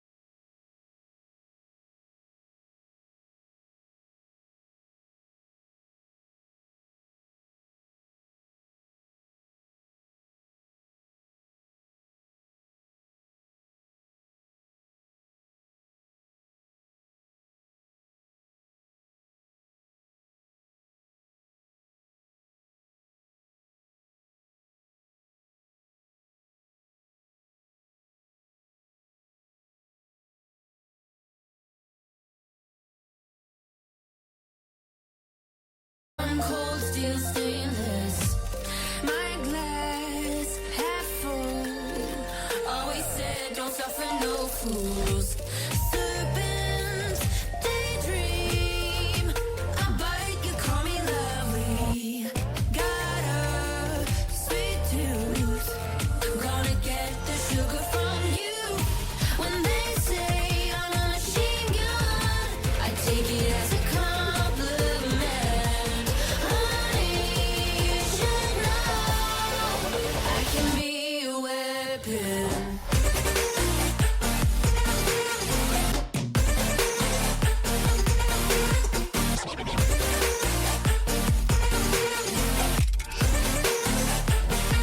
I can be a weapon.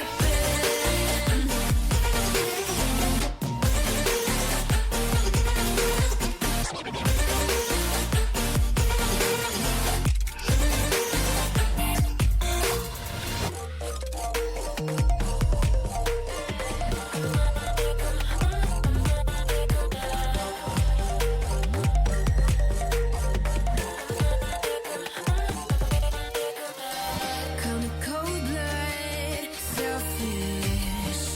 Your words are painless. I like when I drive and feel so dangerous. They say I'm a red flag.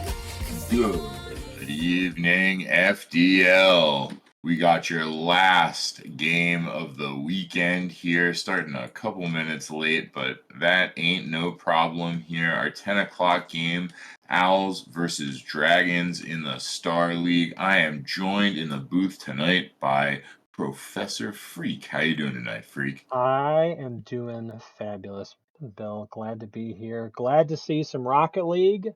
Had a little last minute substitution, but excited to see, a dragon fight an owl.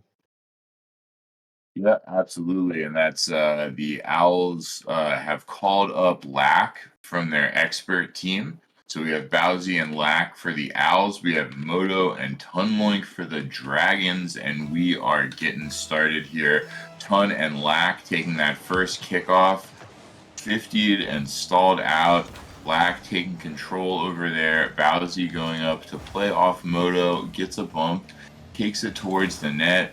Gets it stolen by Tun. Lack goes up, takes it off the sidewall, goes for it once again. Moto winning. Bowsy coming off the back wall, going for the sidewall clear, trying to take it off the ceiling, and does get it past Tun, but Moto there to take it. Lack with a 50. Moto wins that, but Bowsy tries to get control on the side. A little bit of the dangerous touch, but a good 50 there to recover from Bowsy. Moto pushing it into the corner, going up off the wall. Lack back into the corner. Tun up to challenge. A 50 pop out for Bowsy with a chance, and he just misses the ball. That is a tough break for Bowsy, but he's still got play on net. Lack pushing it over to the corner. Moto with a clear here. Lack taking it on just wide on that far roll back to the corner. Really even game so far in the first minute here, Freak. I would agree so. I mean, you've seen neither team really get any good shots on net. A lot of play in midfield, but could this be something here? Doesn't look like it. Shut down quickly. Yeah, absolutely. And Lack going up there in the upper right corner and Tun. Oh, I thought Moto was going to pass it to Tun, but Moto just puts it on himself. Owls caught a little too far up. Yeah, both Bowsy and Lack floating towards the goal there as the Dragons are shadowing down, and they get the first goal. Yeah, that's one of those. Your Moto's just like, I want the points, sorry. And he's just going to put it straight in. Yeah, absolutely. Sometimes you got to be a little selfish. Plus, it is a long series. I'm sure they'll have opportunities. And Lack goes and says, "This is why you call me up from expert to star on the stream match. It's his time to shine." And shine he does. Ties it right up quick there.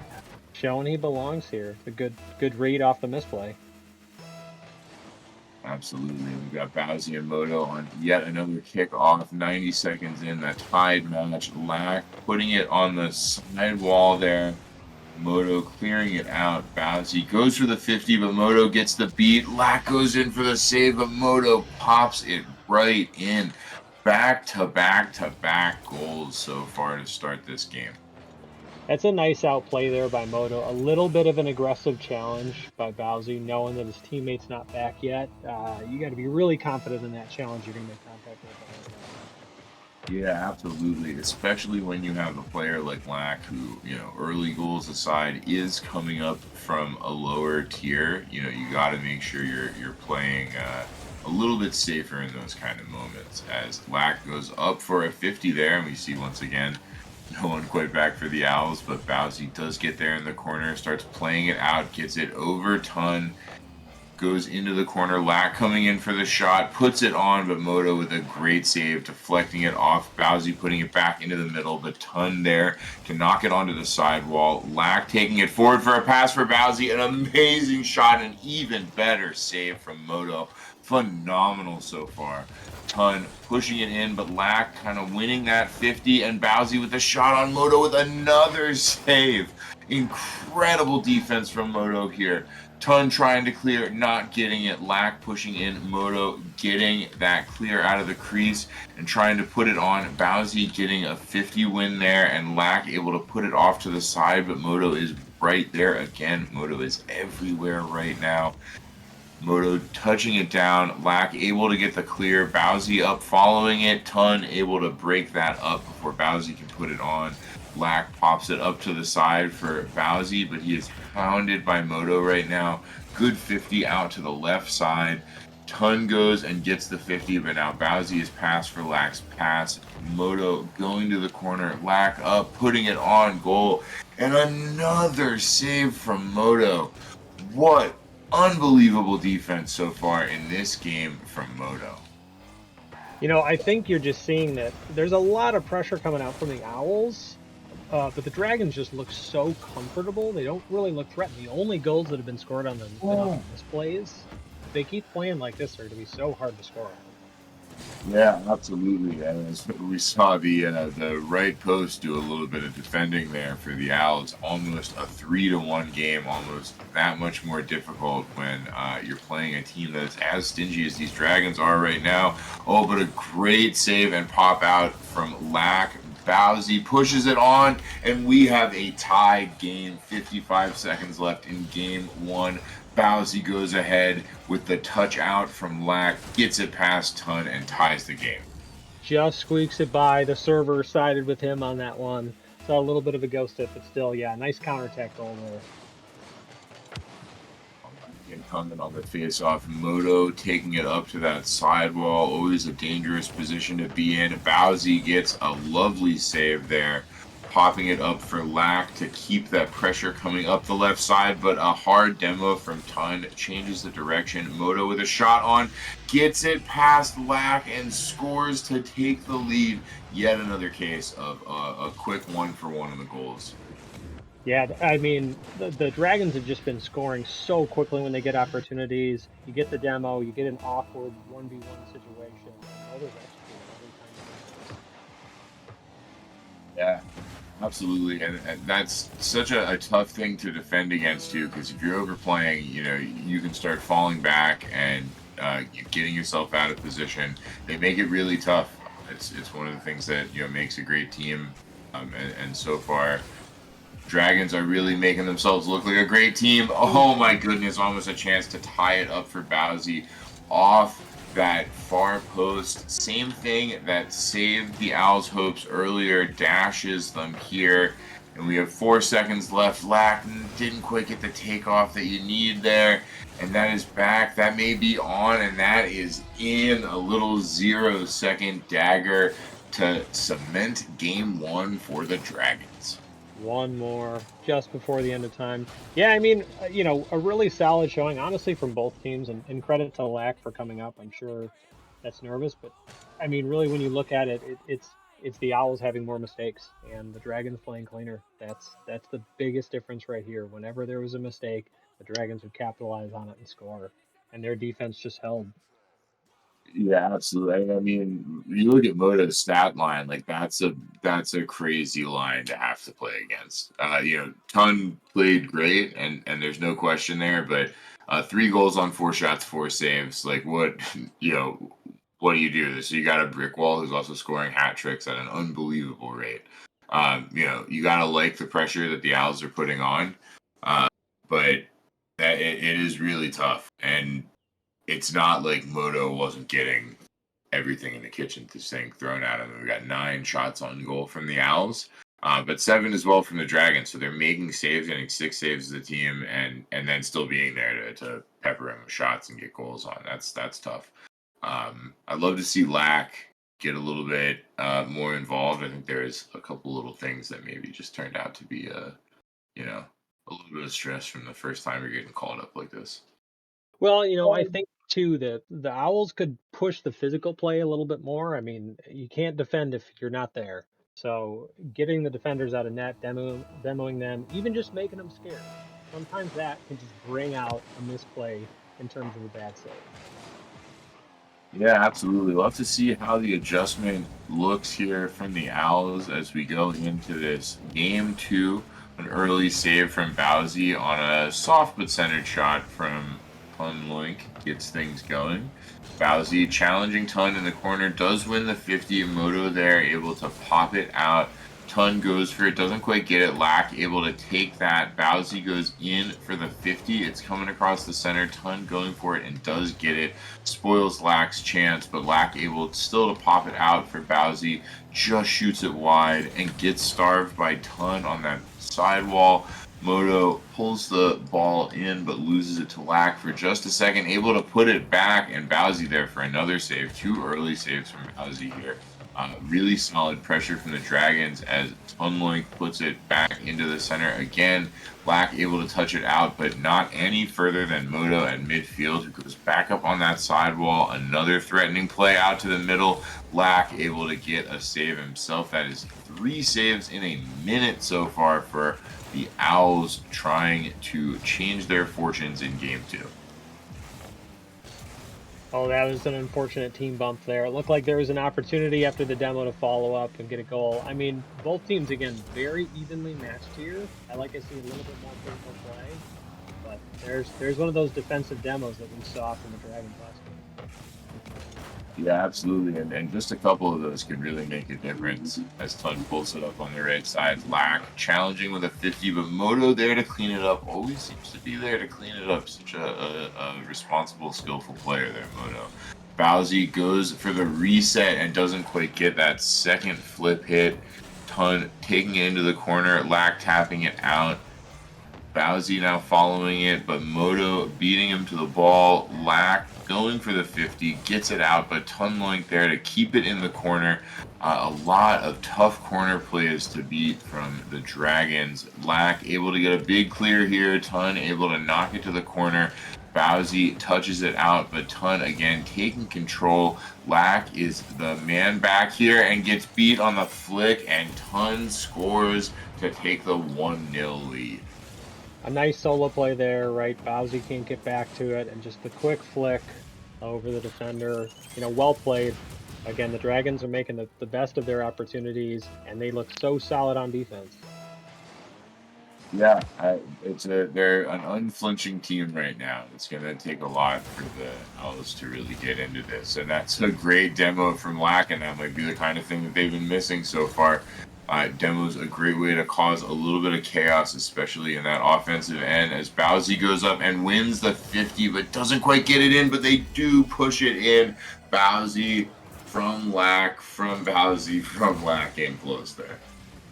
And you know what? Salary doesn't matter when you're demoing. And I think that's something where Lack has an opportunity. He's playing well to be keeping up with Star League, but you can wreak havoc and just make him wonder, what is he going to do? Are you going to bump me again?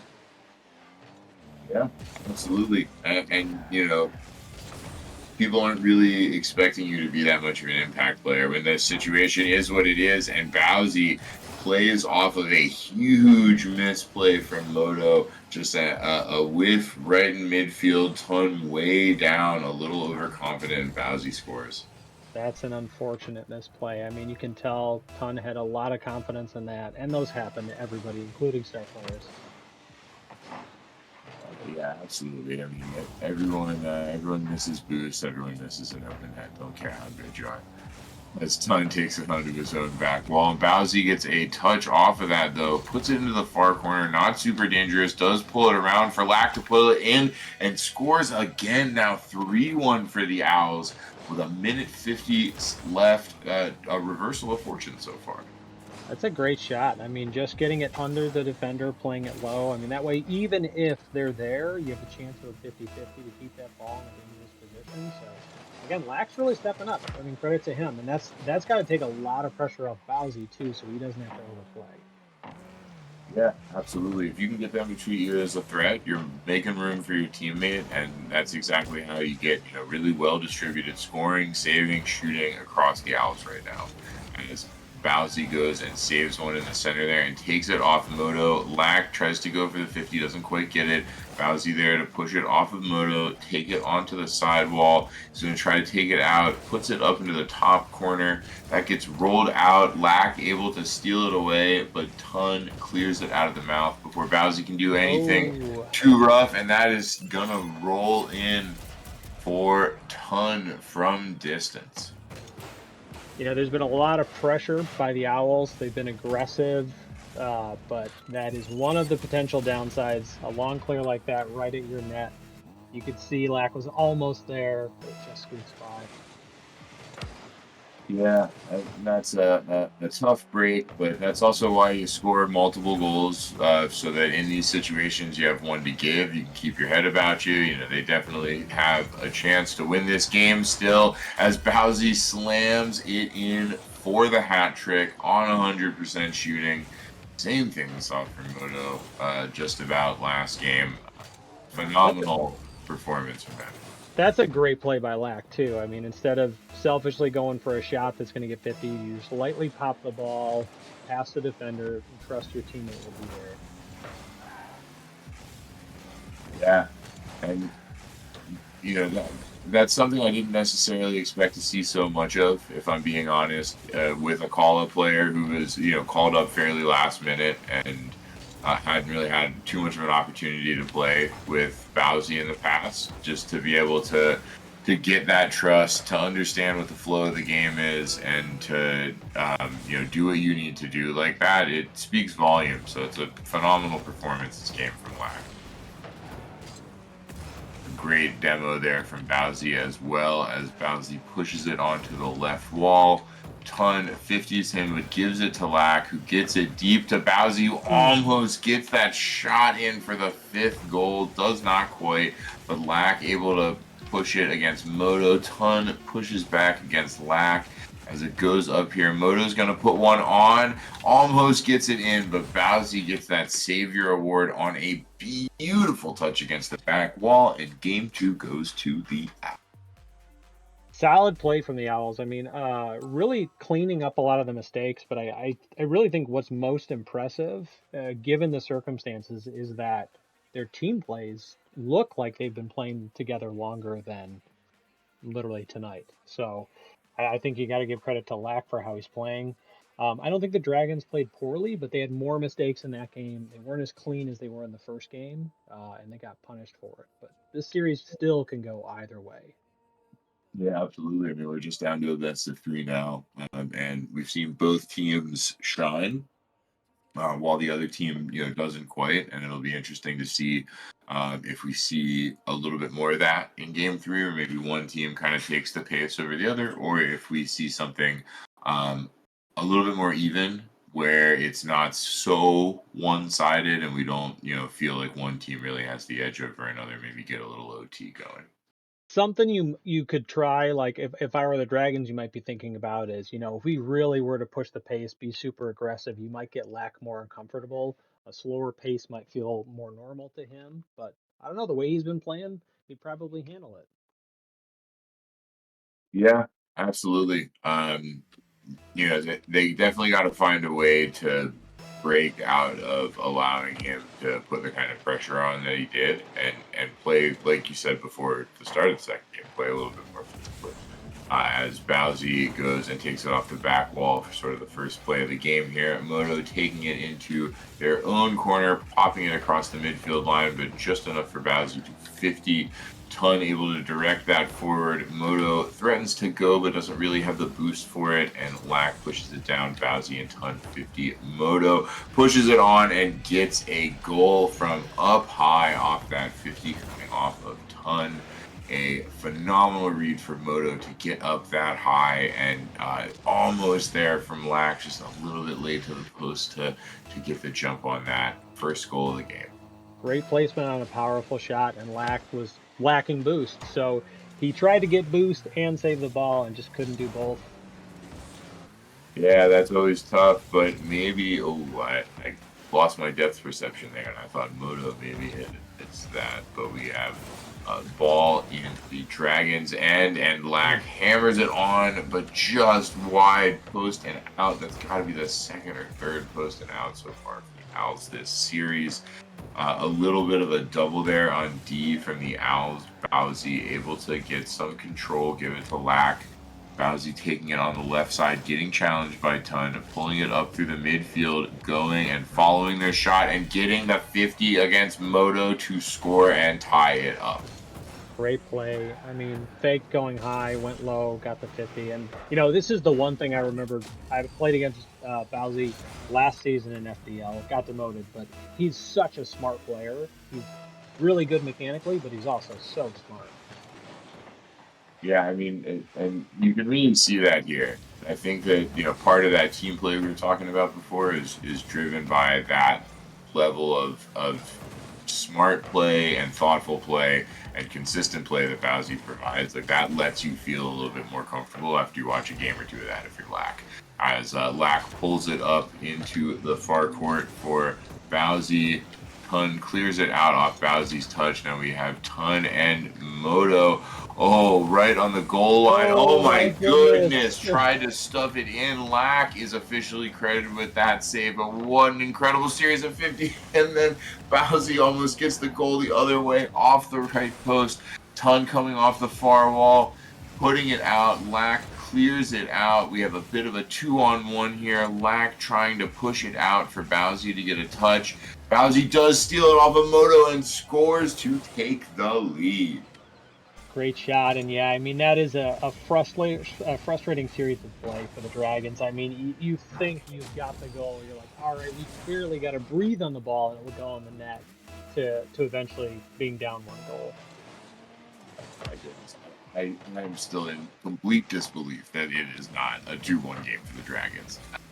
The level of, I don't know if it's a confidence or luck or a little bit of both to plant both cars firmly around that ball and to play the 50 right to get that out on the part of Lack and Bowsy. Just a phenomenal game sense and awareness under the utmost pressure. Well-deserved lead as Lack takes it off the far wall, and again, just wide of that right post. Loving that right post shot from Lack so far. Ton puts it over Bowsy and into the corner. Lack able to defuse that and start the carry up. Bowsy is on that to win the 50 against Moto. Ton able to pull it on. Bowsy stays on the wall to try to get it going, but doesn't. Ton beats them and goes for a flick, but Lack able to break that up. Moto turns it around. A boostless Bowsy tries to get in to stop it, but cannot.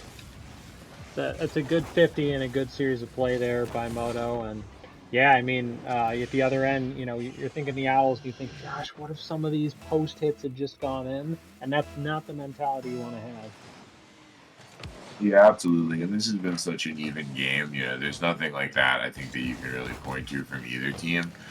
This is a well-deserved high game if I've ever seen one. As Lack and Moto go for the 50 way up high. Bowsy taking the remains from that, taking it into his corner, getting it out. Ton challenging, causing a 50 back into the Owl side, going for a demo on Lack, not getting it. Lack putting it up on the Dragons' end. Moto puts it against the backboard, but Bowsy's in for another shot, back against the backboard. Bowsy going in, gets a demo on Ton, gets a bump on Moto from Lack, trying to, oh my goodness, so much action. A goal from Bowsy there. Lack with a great bump on Moto. Bowsy, a phenomenal little sneaky shot as Lack is still harassing Moto. Great play. And I literally was thinking in my head right before that. I'm like, we haven't seen any physical play, and then Bowser gets a demo, and it just put one defender out of position enough for him to sneak in a goal. Oh, absolutely. Speaking of sneaking in a goal, almost, but yet another. It's just wide. It's just high from the Owls a lot today. The numbers could be very, very different on the goal differential. If the goal was maybe a foot or two wider. Obviously, it is not though. We got a minute left. Black putting it up the left side. Moto going on a 50. Bowsy pulling it back there. Doesn't really have much boost. Lack slow to get back. Moto puts it on goal. Lack with a great last second save. Pushing up boostless. Lack full on. Tries to win the 50. Doesn't quite get it.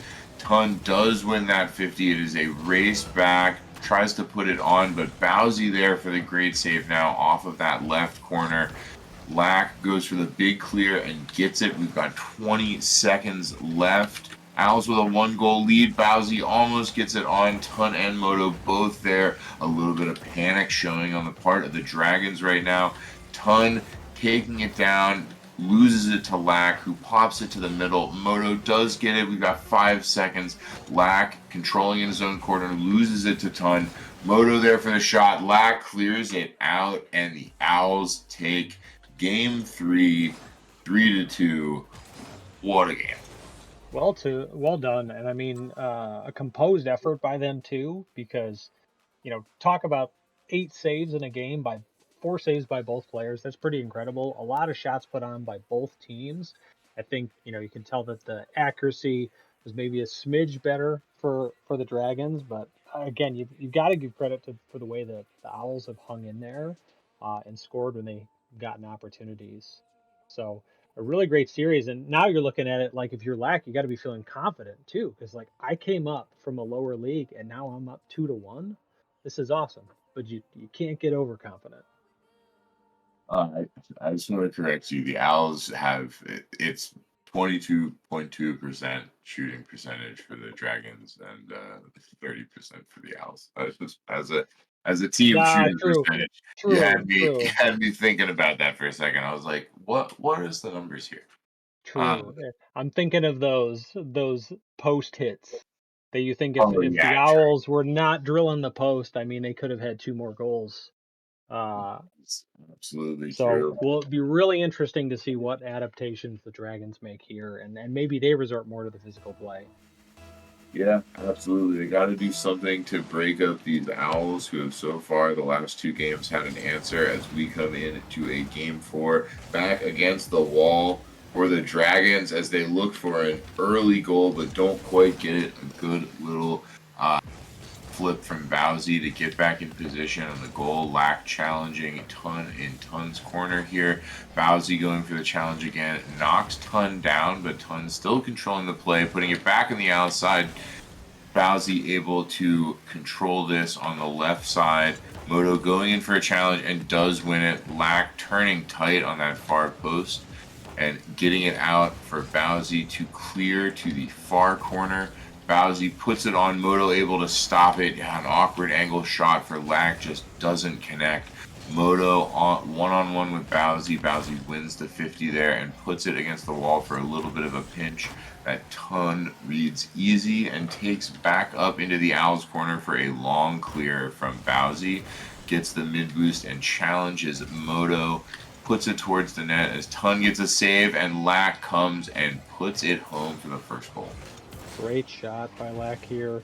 Good read. As soon as there's that awkward touch, not getting the ball clear enough, following it up and putting it high. So again, Lack continues to impress. Maybe they're going to permanently pull him up. Who knows? Yeah, absolutely. I mean, it remains to be seen for sure. But if you are Lack, you got to really feel good about what you've done here today on the field. Left it all out there for sure and are proving your worth as a player across the board. And if I'm an expert league, I'm thinking, oh crap, I got to play this guy. Here he is again. Another goal. A nice clear there from Bowser that just goes right in Lack's direction, and he capitalizes. Yeah, I think I think the Dragons might have to take him out more. I think probably more concentration on Bowser, but Lack's showing himself he's dangerous.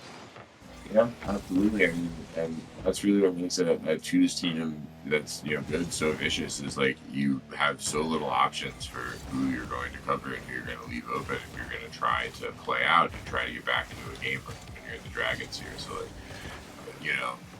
they're focusing on Bowsy probably, and it's costing them a little bit in the sense that Lack is now open and is an unbelievably capable player in their own right, as they're showing here with this 2-goal lead.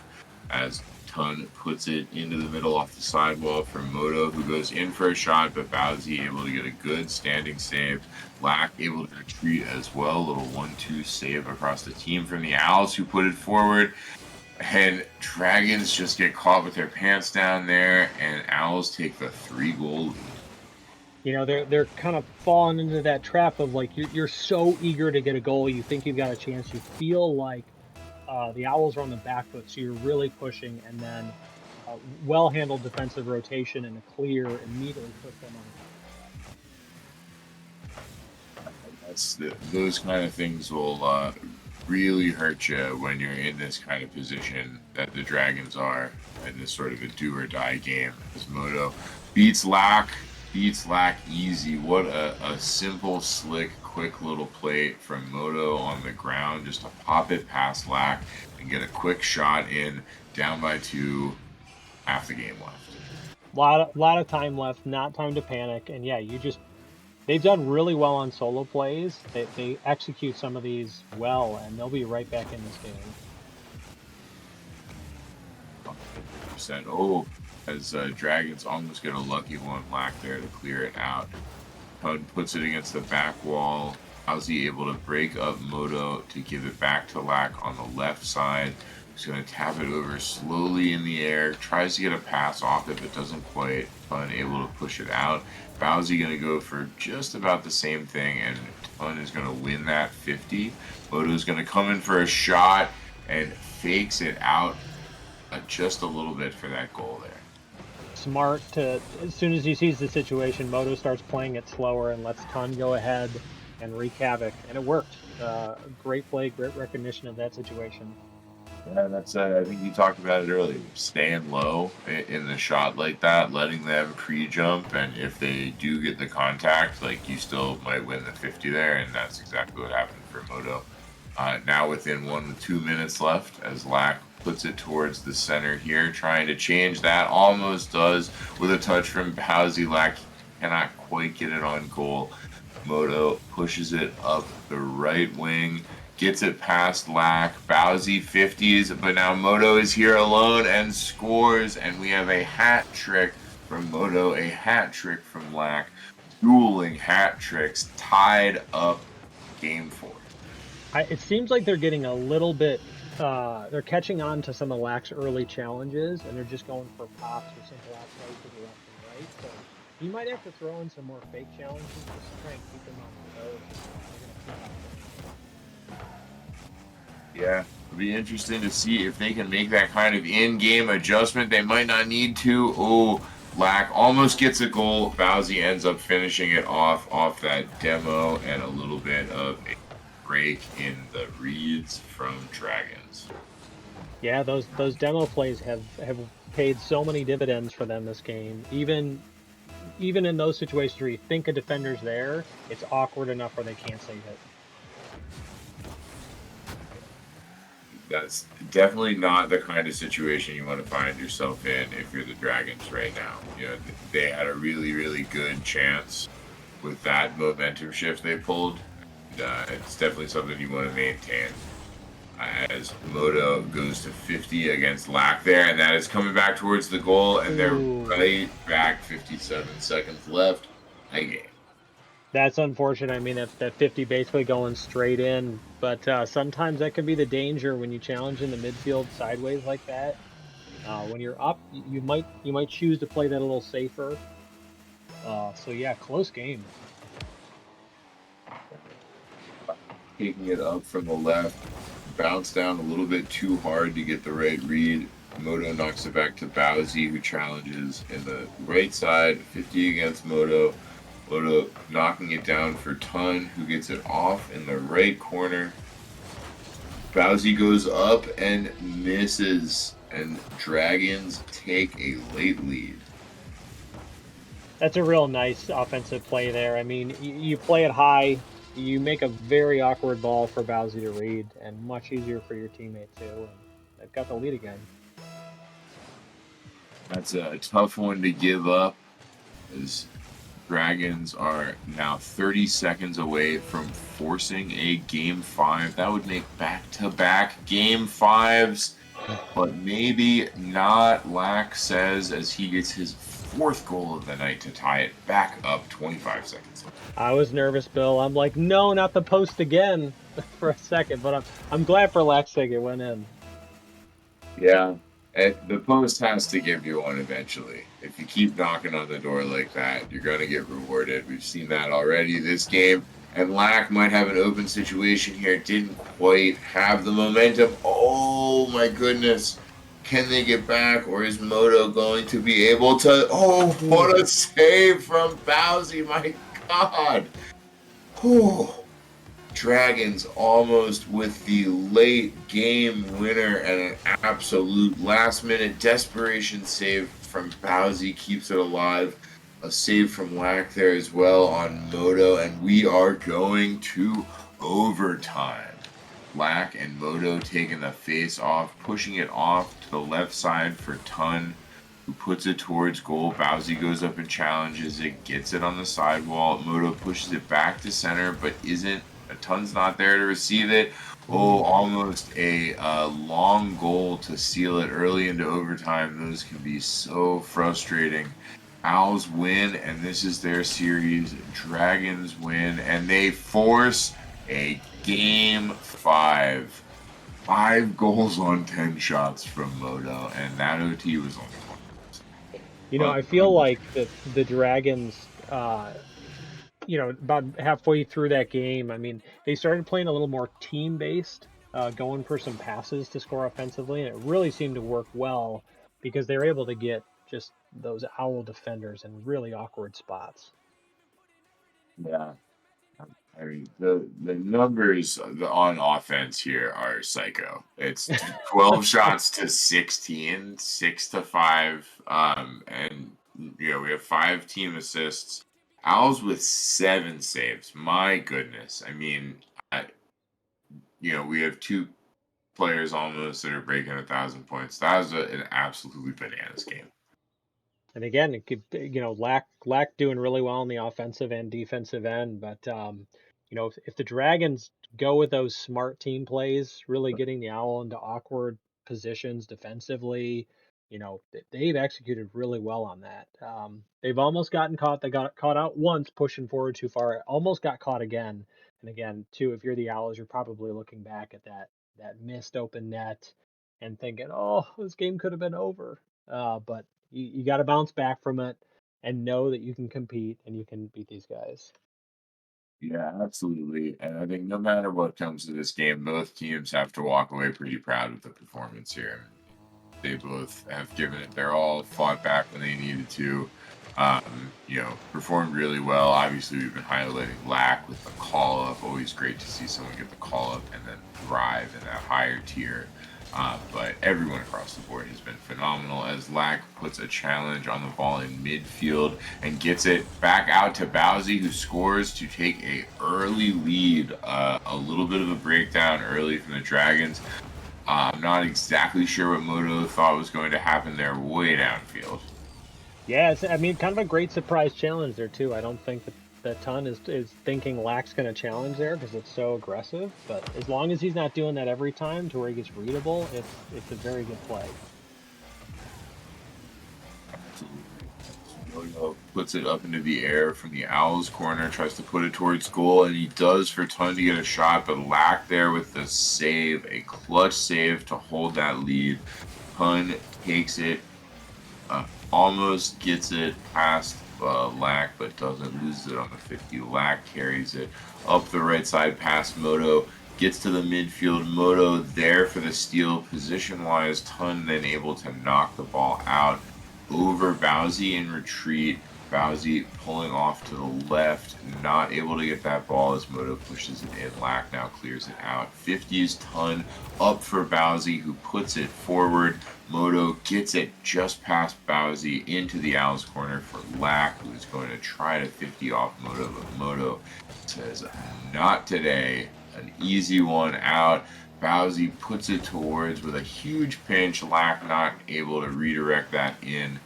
Moto now controlling it in their own corner, coming up the wall. Bowsy and Lack both a little acrobatic there. Not sure what was happening as they were both kind of flipping in place. And a little demo there from Bowsy on Ton. Moto puts it up in the middle. Bowsy able to get a little bit of a touch save, and coming across the middle, a soft touch from Ton past Bowsy does not get past the goal line. Bowsy with like 3 50s in a row there on the Owls corner to keep that away from the goal. Lack carries it out and puts it in the middle. Bowsy, a little bit of a soft touch. Moto now pulling it up the side. This has been a phenomenally evenly matched Game 5 in a way that I don't think we've seen in the other games so far this season. It's been really close. Oh, and the Dragons squeak one in there. But yeah, I mean, both teams have really been hammering it out. They've been in tough situations. Yeah, just a nice beat there after the center ball. All right, got Lack and Moto on our kickoff here. Bowsy with a hard sheet, Ton in the far corner, gets it, puts it towards the Owls. Bowsy just dodges a little bit of a demo attempt from Moto and is able to knock it away. Ton gets that into a center, out to Moto. Lack able to steal it past Moto, goes up the wall, tries to get a cut for a pass. Not the best one there. Ton, an easy read. 50 with Moto, sends it out flying. Bowsy's going in for boost. Oh my goodness. Lack cuts in early as Bowsy goes for it. Moto gets them both, and Dragons take the lead. Yeah, that looks like a bit of a miscommunication there. I mean, makes sense for Lack to challenge there, but I think Bowsy wasn't sure. It's an unfortunate goal let in by a miscommunication. See if the Owls can respond here. Bowsy trying to carry it in, make a quick work of tying it up, and does not. Moto puts it towards the center. Ton goes for the shot. Bowsy able to break it up and carry it out, but Moto puts it right back on goal. Lack was not back yet and died in a murder-suicide with Ton Link on the way back anyway, and Moto makes it 3-1. That's well executed by Moto after Bowsy gets the miss, just to hit that center and then get around it and drill it into the net before Lack could get back. Not panic time yet for the Owls, definitely, but they've got to make some adjustments. Yeah, it's been tough going for them so far this game, and I thought early they looked good, but Dragons were just able to make the changes they need to, but like you said, it's not panic time yet. Lack, with the slow rolling pressure, gets the Owls right back in the game. And that's a great example of just what sometimes being patient in offense can do for you. You make the defender sometimes so uncomfortable they make a mistake. Absolutely. I think someone like Lack especially, that's potentially where you're really going to thrive here. Knowing that 100 matches out of 100, probably maybe these guys will win, but like you only need to win this one. You only need to score 1 more goal, 2 more goals. That kind of, the odds become a little bit more in your favor as Lack and Ton 50 off on the sidewall. Moto taking this really slow as Ton harasses Bowsy. Lack gets the touch out, not quite a save, a little too far out from Moto. Moto rolls it forward into his own end for Ton, who gets to clear off the edge. Bowsy and Lack exchange places, and Moto is able to use that moment to take it downfield and score his 4th of the game.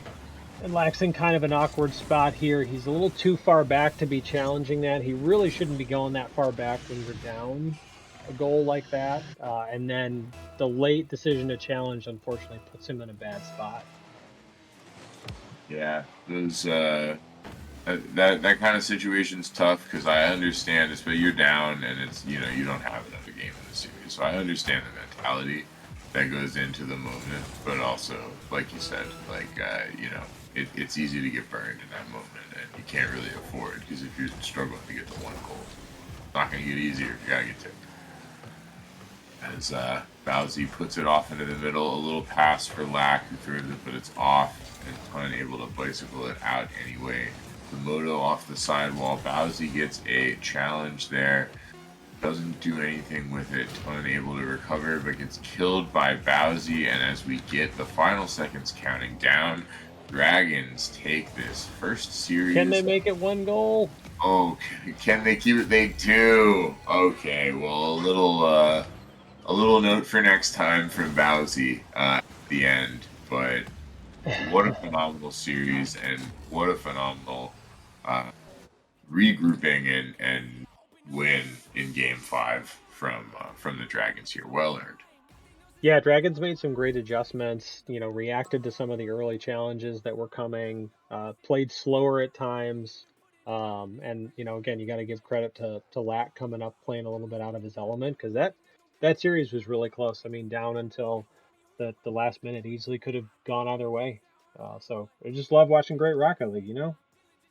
Yeah, uh, that's exactly what we got here all night. I'm not sure if you were able to catch the previous game, but all the matches tonight and this weekend have just been a phenomenal start to our season. I want to. Oh, do we have some? Oh, we do. We have an interview here. I was about to send it out, but I didn't see that we have an interview. Phenomenal. So, from our winning Dragons, we have Unlink. Please tell me I've been saying that right. You are saying it perfectly correct. Phenomenal. Well, uh, great name, great performance. Way to pull it back.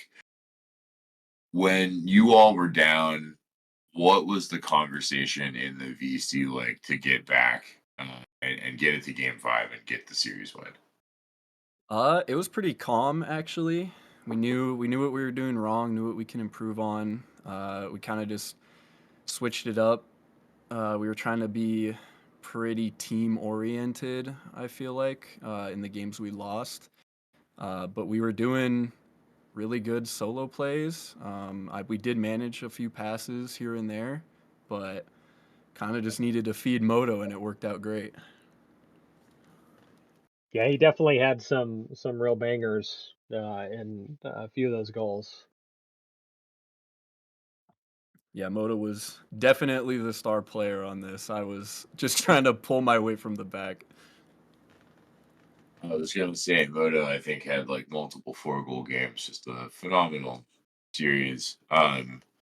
So one of the these sort of stories in the booth was Lack, who is a call up for the Owls last minute. You know, performed admirably. So when was there any specific adjustments you all made as a team, knowing that you had like a call up here instead of one of Al's normal roster players? Yeah, we knew it was going to be kind of a tough match because the Owls are a really good team. Once we heard it was a call up and that it was Lack also, we were like, okay, we need to just keep the same mentality because we know Lack is like very capable of playing in Star League. Yeah, he definitely showed that. I mean, he didn't seem out of his element, and I think, but you guys also seemed at times to adjust well to him. He seemed to be thrown in some early challenges, and then you guys would do early flicks or pops, and definitely adjusted the nature of your play style to him. Yeah, he was doing pretty good, but we definitely needed to adjust according to him since I mean, he was getting us on a lot of hits. We were like, "Oh, damn." How do you guys feel about the season? Given this win, how anyone you're nervous about in Star League? Hmm. I feel like I'm pretty confident. I think the Owls were one of the harder teams for us to beat, but I think out of all the other teams, I'm nervous for. I mean, they're in a different conference, but I'm nervous for the Rams mainly. But our conference-wise, Owls were definitely, I feel like, the hardest. Got to feel really good to get a win there. And what lineup was it that you guys played, and kind of what was the psychology in choosing that lineup? Um, this was our top lineup, at least salary-wise. I feel like we definitely wanted to play that because we knew the Owls were such a strong team, or are, I should say. Um, I don't know how Brandon would do, but if Lack as a pull-up did that good, then I'm still nervous for the Owls. I can appreciate that. I wonder if they'll make psychological use of that. But no, I mean, great series from you guys. It was an awesome series for us to watch, to see how back and forth it was, and it, you know, none of the games, maybe the first one got a little bit out of hand, but after that they were all very close games too. Well, I want to thank you so much for hopping on and talking to us a little bit, and congratulations on the huge win to open your season, and good luck from here on out. Thank you, I appreciate it. Well, I want to thank everyone who's been tuning in with us tonight and yesterday and Friday as we are closing out our first weekend of FDL. Fresh, new season, just some fantastic matches. I want to thank Professor Freak and everyone else that was casting tonight. I want to thank Galloway Sackett behind the control board. Everyone out there on the FDL stream, good night. Have a phenomenal rest of your day.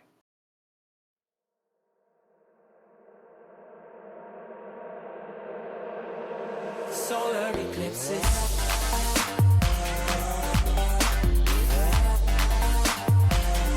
Solar eclipses.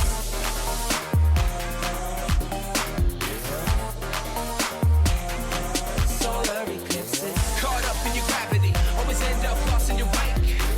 Intoxicated, maybe we get started again. Caught up in your gravity, always end up lost in your wake. Intoxicated, maybe we get started.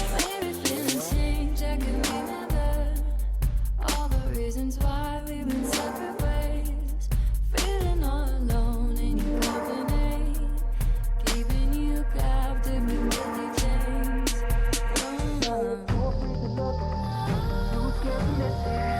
We're night and day, solar eclipses.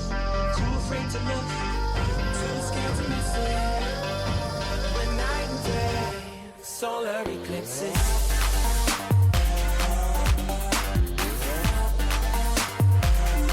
Solar eclipses.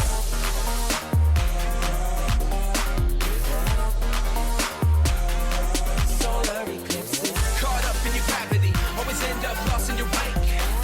Intoxicated, maybe we get started again. Caught up in your gravity, always end up lost in your wake.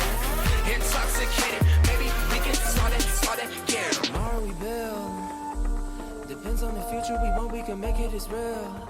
Maybe we will, though, give up the ego. Making it feel good. Too scared to just let it go. Too scared to just let it go. Tomorrow we build. Depends on the future we want, we can make it as real. Maybe we will, though. Give up the ego. Making it feel good. Too scared to just let it go. Too scared to just let it go.